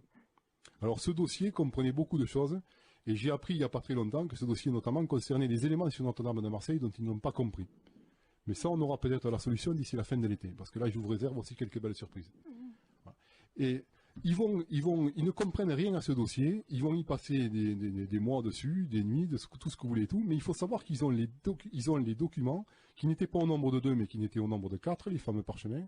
Ils ont la transcription de ces documents, ils ont tout le décodage, mais ils ne comprennent rien, donc ils perdent beaucoup de temps, et ils vont contacter un écrivain de talent, qui est Gérard de Sède, dont Pierre Plantard avait connu, à la suite de l'histoire de Gisors, les Templiers sont parmi nous, Gérard de Sède était un journaliste qui écrivait pour un journal qui s'appelait Ici Paris, mais qui n'est pas le même que maintenant, qui n'avait pas la connotation People. C'était un journal qui tirait quand même à peu près à pas loin d'1 million d'exemplaires, donc c'était quand même un truc extraordinaire. Et il avait écrit des articles sur Gisors. Pierre Plantard le contacte et puis il décide de lui amener certains éléments. Pierre Plantard voulait avec quelques prétentions, on a vu lesquelles ensuite. Et donc Pierre Plantard va connaître Gérard de Sède et il décide de refaire appel à Gérard de Sède au début des années 1960. Et ils vont lui donner tous ces documents en le chargeant de créer une histoire, parce qu'en fait ils ne comprennent rien à ces documents. Et l'idée qu'ils ont, c'est qu'en lançant cette histoire dans le public, il y a quelqu'un qui va sortir du bois et qui va leur dire « Mais attendez, vous n'avez rien compris, l'histoire c'est ça ». Et donc, Gérard de Sède, avec le talent qu'on lui connaît, va écrire L'Or de Rennes, qui est une histoire fabuleuse, j'en ai déjà parlé, que moi je relis toujours avec plaisir, avec un réel talent de conteur, mais le problème c'est que, comme il n'y comprenne rien, il va prendre certains éléments qu'il comprend, et d'autres qu'il ne comprend pas, et avec tout ça, il va faire un amalgame, et il va surtout raconter une belle histoire. Mais l'erreur qu'il va faire, c'est qu'il va poser Béranger Saunière comme le pilier de cette histoire, ce qui n'a pas été le cas. Et ce qui a envoyé 2 générations de chercheurs, c'est des fausses pistes. Mais ce qu'il y a de marrant, c'est qu'au point où j'en suis maintenant de mes recherches, on s'aperçoit que dans le livre L'Or de Rennes, de Gérard de Sède, et je suis formel, il y a tout, je dis bien il y a tout, et je voudrais que tout le monde m'écoute, il y a tout pour arriver à la première cache du baron de Poule. Mais ils ne l'ont pas compris. Et le livre sort, avec le succès qu'on lui connaît, et dans l'ombre de Cherizet et Plantard, voit qu'il ne se passe rien, donc ils sont obligés de monter au créneau. Et Plantard, qui est un mythomane, va créer l'histoire de Prieuré de Sion pour asseoir des prétendus, comment dirais-je, il voulait se voir héritier du roi de France.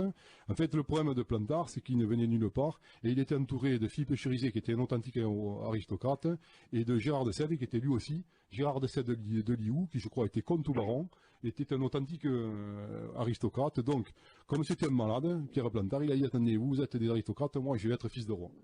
Et il a monté toute cette histoire qui est partie sur un canular de Prieuré de Sion, mais avec un génie qu'il faut lui reconnaître. Son grand génie, ça a été de piocher sur 1000 ans de l'histoire de France des personnages charismatiques pour les transformer en grands maîtres d'un supposé Prieuré de Sion, qui avait caché ses archives dans la région de Rennes-le-Château, avec le fameux trésor de Saunière, et qui, une fois que ces documents seraient révélés, prouverait que lui, Pierre Plantard, donc il en a profité pour se mettre une particule, Pierre Plantard de Saint-Clair, était le véritable successeur des rois de France et de la dynastie mérovingienne. Voilà l'histoire de Rennes-le-Château telle qu'elle s'est passée à l'époque. Mais qu'est-ce qui lui prend de crypter les statues, les bâtiments, la tour Magdala, etc. Saunière, de par lui-même, n'a rien crypté. Il n'a rien crypté. L'église a été cryptée par Boudet d'une façon extrêmement intelligente. Même si les factures, et j'ai eu entre les mains, par exemple, il y a un truc qui est très étonnant, même si j'ai eu entre les mains, il y a la semaine dernière, le devis et le marché qui a été passé entre Béranger Saunière nominativement et Giscard, on a quand même quelques points d'interrogation. Alors Giscard, ce n'est pas notre ancien président de la République. Hein. Giscard, c'est un statuaire de Toulouse. Qui est décédé il n'y a pas très longtemps. Oui, l'héritier est décédé il y a quelques mois, le dernier de la lignée. C'était des gens qui avaient installé une manufacture à Toulouse et qui fabriquaient tous les objets de culte et qui avaient pour mission de meubler et toutes les églises, donc étaient spécialisées dans toute cette décoration saint-sulpicienne qu'on a appelée ainsi par la suite du 19e siècle. Et on s'aperçoit que dans ce fameux devis, et dans c'est plus qu'un devis puisque c'est un bon de commande, on dirait de nos jours tout, on voit par exemple quelques éléments étonnants. Giscard par exemple il fait le descriptif bien sûr de toutes les statues, du chemin de croix, de tout ce qui tue, donc c'est quelque chose qui date de 1600, la commande date de 1696, c'est-à-dire que comme par hasard, Boudet reprend les travaux de l'église quand à partir du moment où comment dirais-je, la parenthèse de Notre-Dame de Marseille est refermée. Donc il reprend et il termine la décoration de l'église de Saunière. Et on voit donc dans les papiers, dans le bon de commande de Giscard, apparaître tout le nom des statues, et on voit notamment Saint-Antoine, qui est présenté comme le deuxième patron de la commune, de la paroisse, de l'église, la première patronne étant bien sûr Marie-Madeleine. Or ça c'est totalement faux. Saint-Antoine Ermite n'a jamais été le patron de la paroisse. Mais il apparaît que c'était un code entre Giscard et Boudet, puisque Boudet devait superviser bien sûr toutes les factures et toutes les commandes, et c'était pour attirer l'attention de Boudet sur le fait que Giscard allait bien prendre en compte les désidérata de la commande de Boudet et allait fabriquer un Saint-Antoine tout à fait spécifique. Une commande spéciale. Boudet, à son habitude, a fait très simplement. Il a pris ce qui existait, il a pris le catalogue de Giscard, il a demandé certaines modifications qui sont minimes. Sur le chemin de croix, par exemple, on sait lesquelles c'est. Puisqu'on a eu la chance de découvrir, on sait qu'il existe un chemin de croix qui est antérieur, qui reprend exactement les mêmes motifs, puisque dans le catalogue de Giscard, on choisissait le chemin de croix, on choisissait l'entourage et tout. Donc celui-là, vous l'avez à Rocamadour. Alors la différence du chemin de croix de Rocamadour avec Rennes-le-Château, il ne porte que sur 3 stations. La 10e, la 12e et la 14e. Donc je me suis attaché à essayer de comprendre ces 3 stations. J'ai eu le bonheur entre-temps de trouver d'autres chemins de croix qui sont exactement similaires, je dis bien exactement similaires à celui de Rennes-le-Château, mais où sur ces 3 stations, on trouve des petits détails différents. Alors ces détails, je vais vous les livrer. C'est sur la station 10, c'est bien sûr les dés qui sont grossis. La station 10, c'est Jésus est dépouillé de tous ses vêtements. Voilà, et c'est surtout un légionnaire romain qui joue les vêtements du Christ au dé. Il y a 3 dés qui laissent apparaître 3 dés. Il n'y a pas 2 dés, comme a dit Gérard de Selle, il y a 3 dés qui laissent apparaître le 3, le 4 et le 5, que personne n'avait compris jusqu'à maintenant. La station 12, vous voyez la Vierge Marie, enfin moi je pense que c'est la Vierge Marie, mais ça peut être Saint-Jean, puisque quand on suit le coloriage, enfin la peinture, c'est pas évident de savoir laquelle c'est, mais bon je pense que c'est la Vierge Marie. Elle tient un livre, elle présente un livre. Chose curieuse, elle présente ce livre par la tranche. On va voir que c'est très important, parce que c'est ce qui permet de décoder les autres stations. Et elle le tient dans la main gauche. Dans la main gauche, voilà. Et elle le présente par la tranche. C'est-à-dire que quand on ouvre ce livre, c'est bien sûr le livre de Boudet. Et le livre de Boudet, la Verlangue celtique, a en fin de livre une carte pliée en 4. Ce qui veut dire que si on présente le livre à l'envers par la tranche, si on l'ouvre, on tombe sur la carte, obligatoirement. C'est donc une invitation à nous servir de repère cartographique. Donc, la station 14, on voit plusieurs personnages, dont 2 personnages rentrent le Christ dans le tombeau. Ça c'est classique puisqu'on doit suivre les 14 stations du chemin de croix. Mais ces 2 personnages sont extrêmement intéressants puisqu'il y a un des personnages qui est en fait un des bergers qui est sur le tombeau, le tableau du tombeau d'Arcadie, c'est celui qui lit l'inscription de Poussin. Et ça réfère à la page 301 du livre de Boudet, je cite de tête, Érimante, montagne d'Arcadie, est lié au sanglier. Enfin, Boudet, le plus grand mal, a lié le sanglier. Il faut se souvenir que le sanglier, c'est les signes iconographiques de Saint-Antoine-Ermite, avec l'Arcadie, donc le tableau des bergers de Poussin. Et le deuxième personnage qu'on voit de face, qui rentre... Celui qui tient le Christ sous les aisselles, voilà. C'est le sosie. C'est le sosie du Saint-Antoine, de la statue Saint-Antoine de Galamis, donc c'est le Père Échiron. Donc là, si vous prenez, comme on sait que la station 12, le livre nous donne l'indication de nous servir de repère cartographique, on prend une carte de la région, je précise une carte du 19e siècle, parce qu'effectivement, elles étaient un peu moins précises que maintenant, ça marche très bien avec une carte du 19e siècle, c'est un poil moins précis avec les cartes d'état-major du 20e siècle, bien entendu. Alors si on prend une carte de la région, qu'on trace un trait, on prend comme point Saint-Antoine de Galamus, on passe au tombeau des Pontils, où il se situe, et je reparlerai du tombeau des Pontils tout à l'heure, sur la route entre Serres et Arques, on tire tout droit, on tombe sur Notre-Dame de Marseille. Voilà. La station 10, qu'est-ce qu'elle nous apprend? Elle nous apprend que j'ai eu le bonheur, certains le savent, j'ai eu le bonheur dans une vie passée, c'est-à-dire il y a une quinzaine d'années, de faire pas mal de courses de voiture. J'ai fait plusieurs Paris-Dakar, donc j'ai l'habitude de naviguer au Cap, en voiture, je précise. J'ai l'habitude j'ai appris à naviguer au Cap, donc je sais ce que c'est qu'un Cap, et il m'est venu l'idée tout d'un coup que 3, 4, 5, ça pourrait être le Cap 345. Alors pour expliquer ce que c'est, il faut savoir que l'horizon se divise en 360 degrés, avec 360 degrés au nord, 180 degrés au sud, bien sûr 90 degrés à l'est et 270 degrés au nord. Et donc quand on indique une direction, nous on se trouve au centre de ce cercle, et si par exemple on dit plein sud, c'est le cap 180 degrés, et donc là si on se place dans l'église de Rennes-le-Château, qu'on tire un cap 345, on va couper la droite qui était formée par le tombeau des Pontils et l'ermitage Saint-Antoine de Galamis, juste sur Notre-Dame de Marseille. Voilà comment Boudet s'est servi de Giscard pour coder son message. Alors, chose extraordinaire... Autre précision, Franck Dafos, comment se fait-il que celui qui porte le Christ sous les aisselles a les mêmes vêtements que l'on retrouve dans le chemin de croix, avant que le Christ ne soit mis au tombeau? Ah non, ça c'est le... On retrouve le bleu et le rouge. Oui, alors ça c'est le chemin de croix de Notre-Dame de Marseille. Notre-Dame de Marseille, oui. Voilà, tandis que là on parlait du chemin de croix... Ah, pardonne-moi. Voilà, parce qu'il faut savoir que Boudet n'a fait que reprendre la méthode de son père spirituel, c'est-à-dire Gasque. Gasque a codé Notre-Dame de Marseille, il a fait faire un chemin de croix particulier qui explique, mais très clairement quand on l'a compris, le cheminement du trésor de la cache du baron d'Oppoul en 1666 jusqu'à Notre-Dame de Marseille. C'est extrêmement clair. Et la 14e station se termine par deux Christ. Là, c'est incontestable. Je peux vous dire que là, il n'y a personne qui le conteste. Ça veut tout simplement dire que pour un même trésor, le Christ étant censé représenter, c'est le même, Boudet a repris la même méthode. Dans le chemin de croix de Rennes-le-Château, le Christ représente le trésor. Voilà.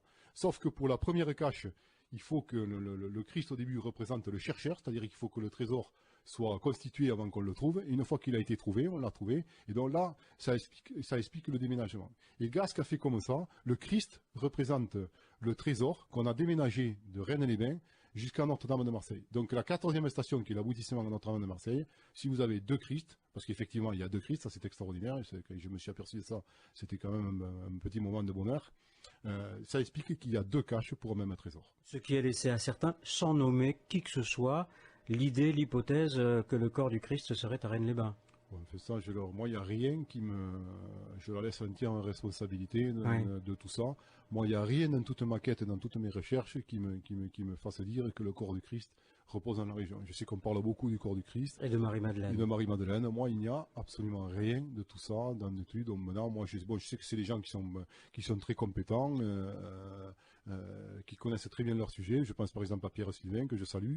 Que j'ai reçu ici aussi, que je salue aussi s'il nous écoute. Tout à fait, qui est un fin connaisseur de l'histoire de Rennes. Mais bon, lui, il a fait une recherche beaucoup plus avancée, qui est basée sur toutes les recherches sur l'Ancien Testament et le Nouveau Testament particulièrement, qui connaît parfaitement.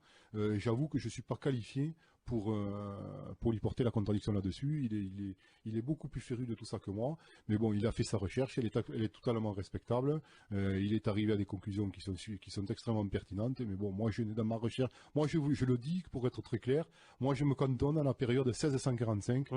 1915, 1917 si vous voulez, Saunière, la mort de Saunière. Qui n'avait pas été vraiment fait, mis à plat. Non, là je pense que tout le monde a sauté à pieds joints. Alors ce qui est intéressant pour terminer, on va parler après des parchemins, dans le cryptage de la 14e chemin du chemin de croix de Rennes-le-Château, c'est que d'abord, on y retrouve deux choses à l'intérieur. Les deux personnages, on retrouve le personnage des bergers d'Arcadie, ce qui prouve que Boudet connaissait le tableau de Poussin, et on retrouve un Saint-Antoine ermite.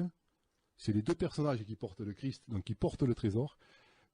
Donc ça prouve que Boudet connaissait un certain tableau de David Teniers le Jeune. Là, Boudet est en train de nous expliquer que Poussin et Teniers vont nous faire retrouver la première cache du trésor de Rennes. Ça, c'est extraordinaire. Et ça, c'est le secret que livrent les parchemins, qui ont sûrement été créés par Gasque, son maître à penser. Donc ça prouve que que Boudet avait connaissance des parchemins. Ça prouve que les parchemins venaient, réédités par Plante d'Art, venaient effectivement du fonds Boudet. Alors, autre chose, pour comprendre le codage de la 14e station du Chemin de Croix, il faut savoir que le tombeau des Poltis, tel qu'on le connaît, n'a été construit qu'en 1903 par Bourrel, un maçon de Rennes-les-Bains, sur un terrain qui appartenait à la famille Galinier, mais bien sûr a été financé par Boudet, puisqu'il le fallait absolument à cet endroit pour que son alignement marche. Et ce qui est fascinant, c'est que Boudet a attendu 1903, alors que l'église de Rennes-le-Château est terminée en 1897, parce qu'il voulait être absolument sûr que Monseigneur Billard n'ait rien révélé à Béranger Saunière. Et une fois qu'il a été sûr de ça, il a pu terminer son codage. Alors, au sujet du tombeau des Pontis, c'est un truc qui est aussi extraordinaire, parce qu'on voit que dans le bouquin de Gérard de Sède, et là c'est pour parler des parchemins, on voit que les parchemins sont authentiques, puisque Gérard de Sède parle du Poussin et du Teniers qui fait acheter en copie avec un tableau de Saint-Célestin V, qui n'a absolument rien compris. Je peux vous dire que Célestin, il est important dans la compréhension de tout ça, mais pas comme les gens le croient. Et il parle de Poussin et de Teniers pour, justement, il dit que c'est Saunière et qu'il les a achetés à Saint-Sulpice, où il n'y est jamais allé. Mais s'il en parle, ça prouve que de Sède avait entre ses mains le résultat du décryptage. Il avait la fameuse phrase poussière, bergère, pas de tentation que Poussin, etc., etc. Et ça, c'est clair. Pour la simple bonne raison que, en 1967, quand est sorti l'or de Rennes, Gérard de Sède ignorait tout du tombeau des Pontis. Il n'en a eu connaissance que 4 ans après, puisque c'est un vieux chercheur de la région de Rennes, Jean Pelé, qui a découvert ce tombeau en 1971 et qui en a amené la connaissance à Gérard de Sède. Et c'est d'ailleurs pour le remercier, Gérard de Sède a signé conjointement un article avec Jean Pelé, et il y a laissé d'ailleurs la préséance, puisque c'est Jean Pelé, signé Jean Pelé, Gérard de Sède, dans le Grand Albert de juillet-août 1971 ou 1972, où il révèle la découverte de ce tombeau. Donc je veux dire là, ça nous permet d'authentifier les parchemins. Il n'y a aucun doute, on sait que Gérard de Sède avait, lors de l'écriture de l'Or de Rennes, les parchemins en main, et surtout, il avait le décryptage des parchemins. Ça, c'était un point qui était important. Mais les parchemins sont bien sûr authentiques. Ils ont été très légèrement modifiés par Philippe de Cerizay pour arranger les petites manipulations de Plantard. Ils sont composés de ceux qu'on connaît, qui sont publiés d'un grand parchemin qui est associé avec la dalle de la marquise de Blanchefort, qui aurait été enterrée à Rennes-le-Château à la fin avant la Révolution française. Le décryptage est connu, c'est toujours la fameuse phrase. Et puis ensuite le petit parchemin dont on vient de retrouver la base, puisque c'est ce qu'on appelle le Codex Bézaïe, qui est une retranscription d'un passage de la Bible qui est très important et qui a été codifié par Théodore Bézaïe au XVIe siècle, qu'il a emporté ensuite en Angleterre et qui a été redécouvert, et on sait qu'il a été publié à partir des années 1864 et puis précisément ensuite 1895-1899. Alors ça nous ouvre une piste fabuleuse, parce que on a justement là, c'est quelques réflexions qui sont un peu plus tardives que la sortie du livre. Il semblerait que, si vous voulez, tout ce dont j'ai parlé avant existait, certains parchemins, le tableau de Teniers, le tableau de Poussin, mais comme tout ça devenait quand même sérieusement compliqué, il semblerait que quelqu'un ait voulu remettre tout en ordre et créer un système qui permette de tout comprendre. Et ce système de tout comprendre, qui permet de tout comprendre, c'est bien sûr les parchemins assortis avec ce petit parchemin, le Codex Bézaïe, mais qui doit être plus tardive, qui d'après moi doit dater. Alors en fait, on a une fourchette qui est relativement précise, puisqu'il doit dater entre 1895 et 1905.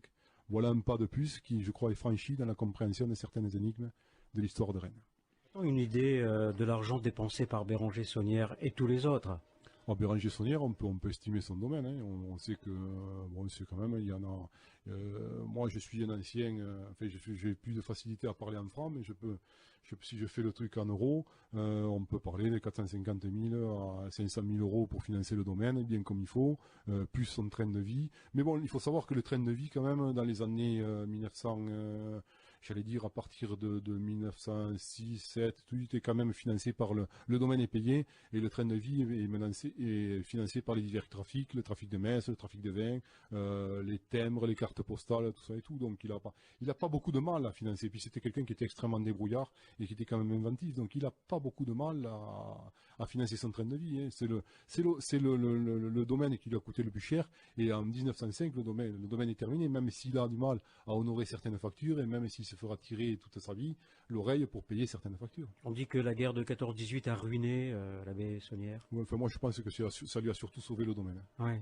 Parce qu'il contacte quand même un prêt de 6 000 francs, qui est quand même une somme énorme, et on sait que les remboursements de prêts s'arrêtent chaque fois qu'une guerre est déclarée. Donc je pense que si la guerre n'avait pas été déclarée, il n'aurait pas pu rembourser le prêt, et il aurait surtout perdu le domaine. C'est là qu'on comprend comment Monseigneur de Bonnechose s'en est inquiété, et pourquoi Monseigneur de Bonnechose a fait nommer à l'évêché de Carcassonne en 1881, c'est-à-dire quand même pratiquement 25 ans après qu'il soit parti, puisqu'il est parti en 1855, il fait nommer son ancien vicaire général à l'évêché de Rouen, qui est Monseigneur Félix Arsène Billard. Et il est clair que Monseigneur Billard, quand il arrive à l'évêché de Carcassonne, il a en point de mire Notre-Dame de Marseille. C'est ce que j'ai révélé dans mon livre, puisqu'il y a une anecdote sur les carnets de l'abbé Coste, qui était curé de Pièce à la fin du 19e siècle, le révèle. On voit par exemple un Monseigneur Billard qui vient bénir la confirmation des enfants à Pièce en début 1882. Il achève la cérémonie de confirmation de la façon la plus rapide et la plus impromptue possible. En fait, il la bâcle et il part à pied. Il retrousse sa soutane, puisqu'il est très près de Notre-Dame de Marseille, il est à 3 km et demi. Il retrousse sa soutane, il part à travers chemin et à travers pré, sans attendre le retour de son équipage, avec Vanier, qui était le supérieur des Lazaristes de Notre-Dame de Marseille, et avec Cros, qui était son secrétaire général. Et qu'est-ce qu'il fait? Il va visiter Notre-Dame de Marseille. Pourquoi? Parce qu'il n'en pouvait plus. Il savait qu'il se passait quelque chose à Notre-Dame de Marseille, mais il ne l'avait pas encore visité, puisqu'effectivement, il était là que depuis quelques mois, et il avait un planning tellement chargé qu'il ne pouvait pas prendre une demi-journée ou une journée pour partir de Carcassonne, aller à Limoux et aller visiter Notre-Dame de Marseille. Donc là, on voit que l'occasion est trop belle, il saute dessus.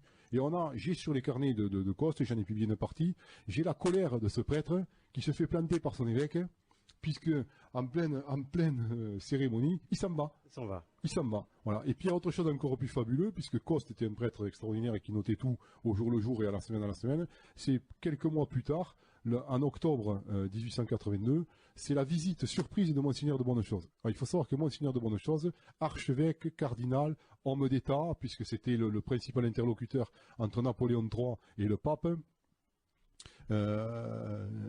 quitte brusquement l'évêché de Rouen et arrive à Limoux sans que personne ne l'attende.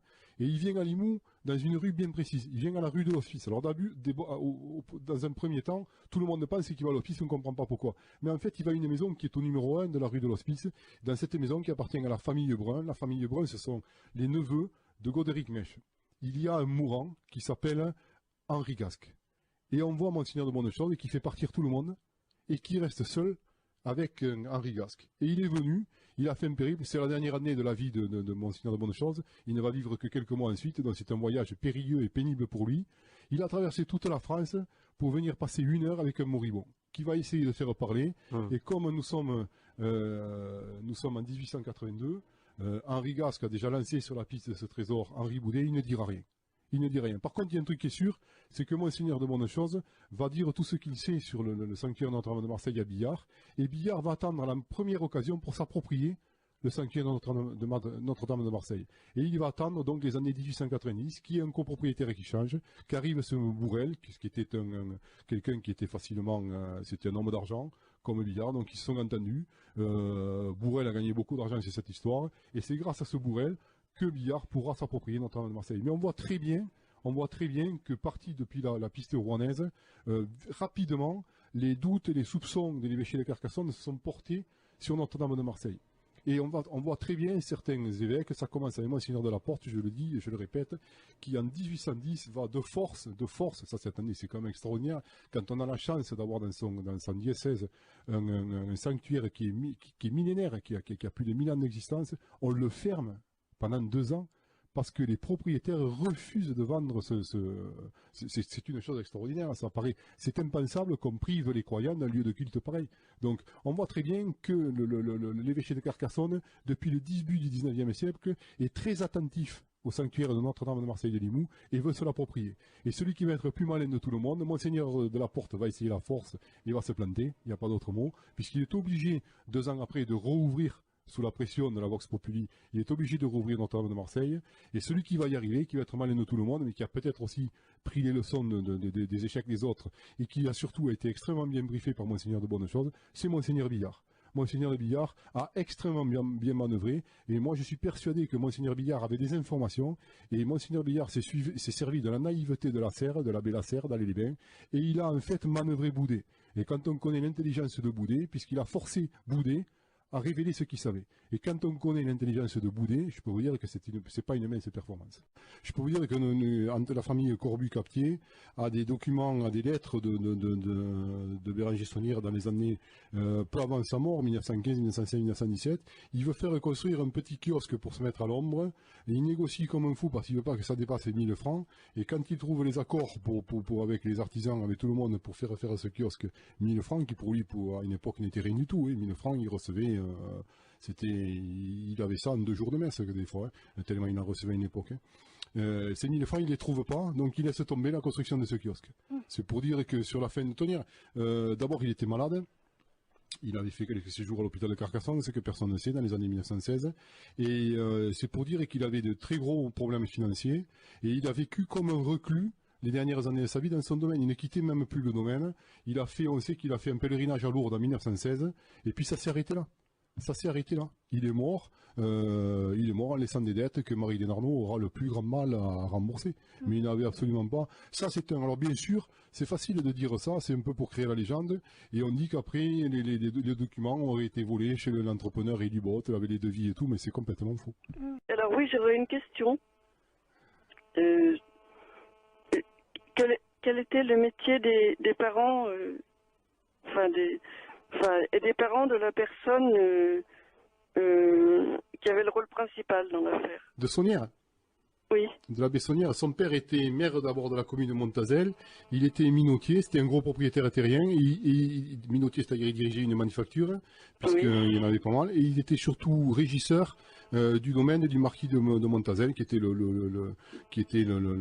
comment dirais-je, la haute personnalité du coin et tout. Donc c'est quelqu'un qui n'était pas dans la misère.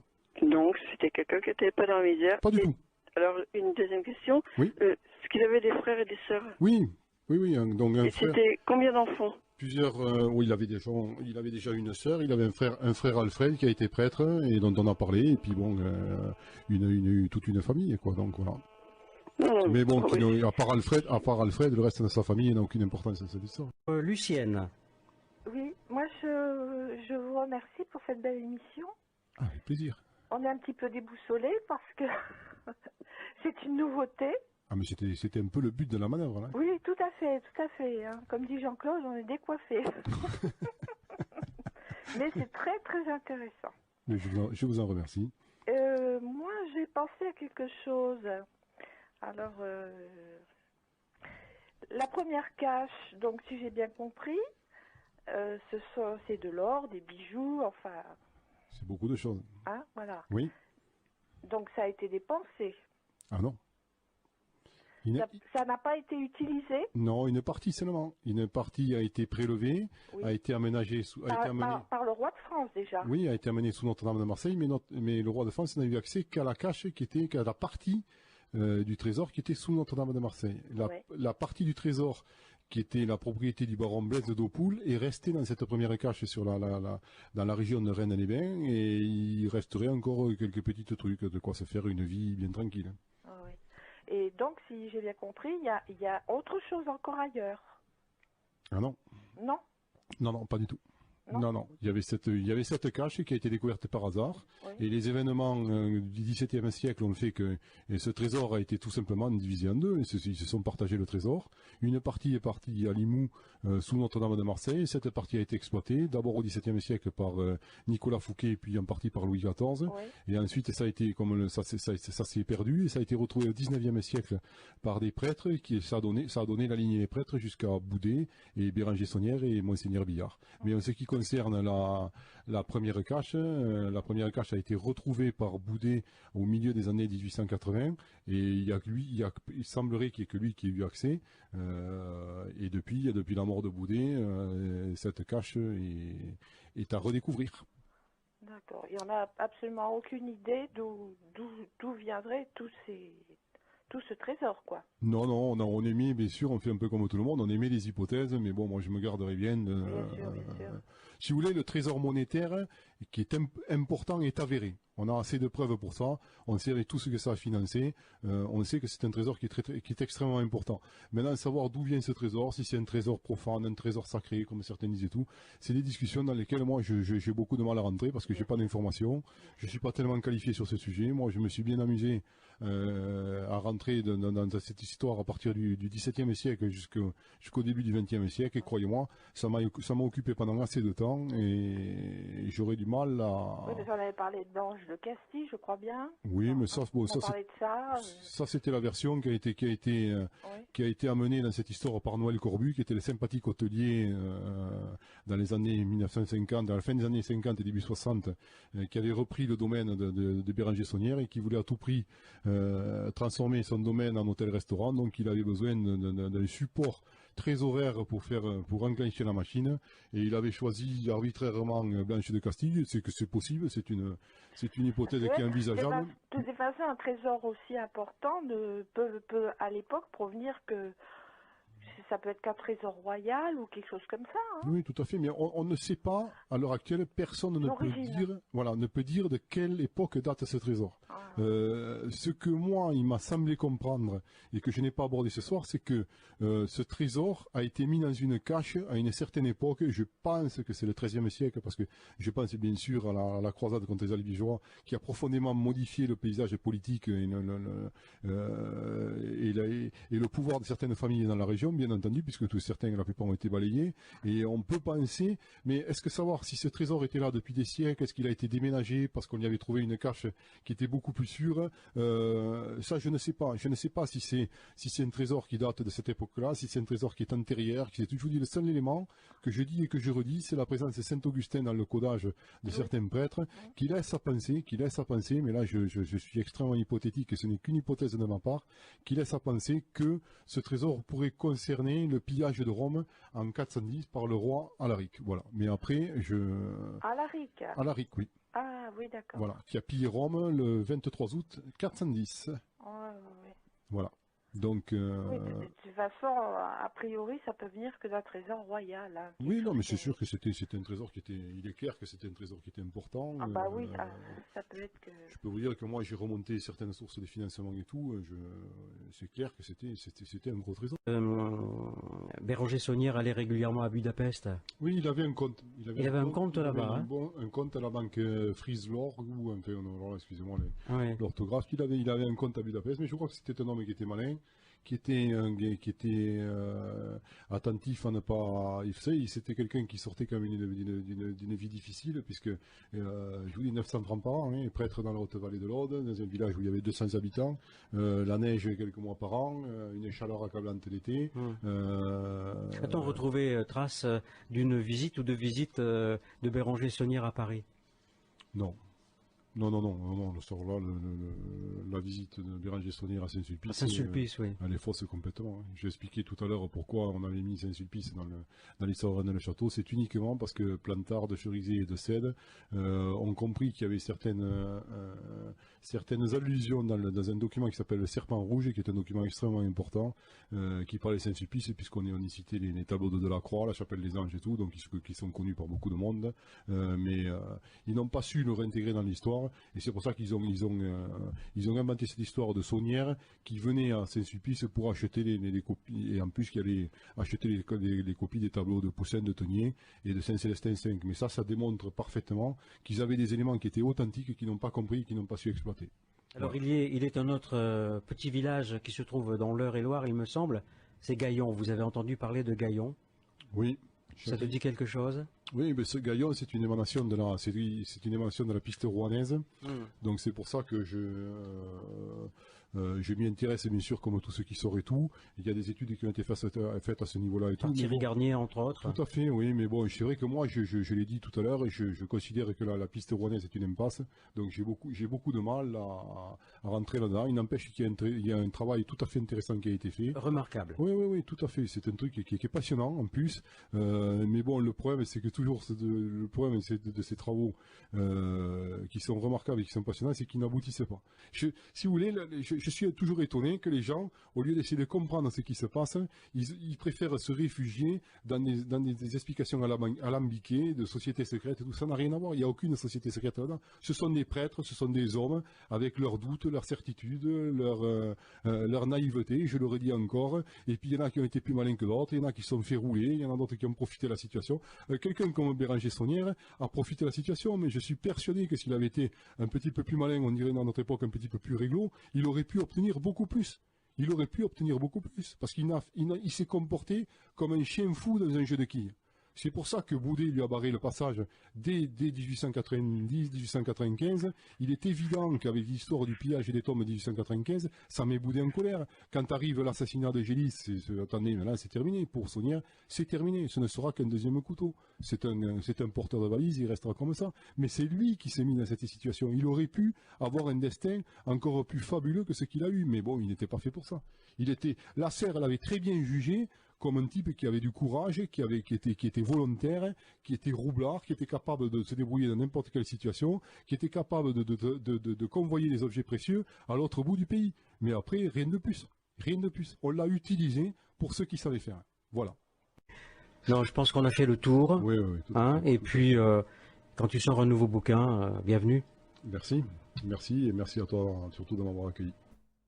Voilà, fin de la vidéo, merci d'avoir suivi. Alors je précise que c'est une interview de 2005 réalisée par Jean-Claude Carton, paix à son âme. Et encore une fois, 20 ans après, rien de nouveau, en tout cas pas à ma connaissance.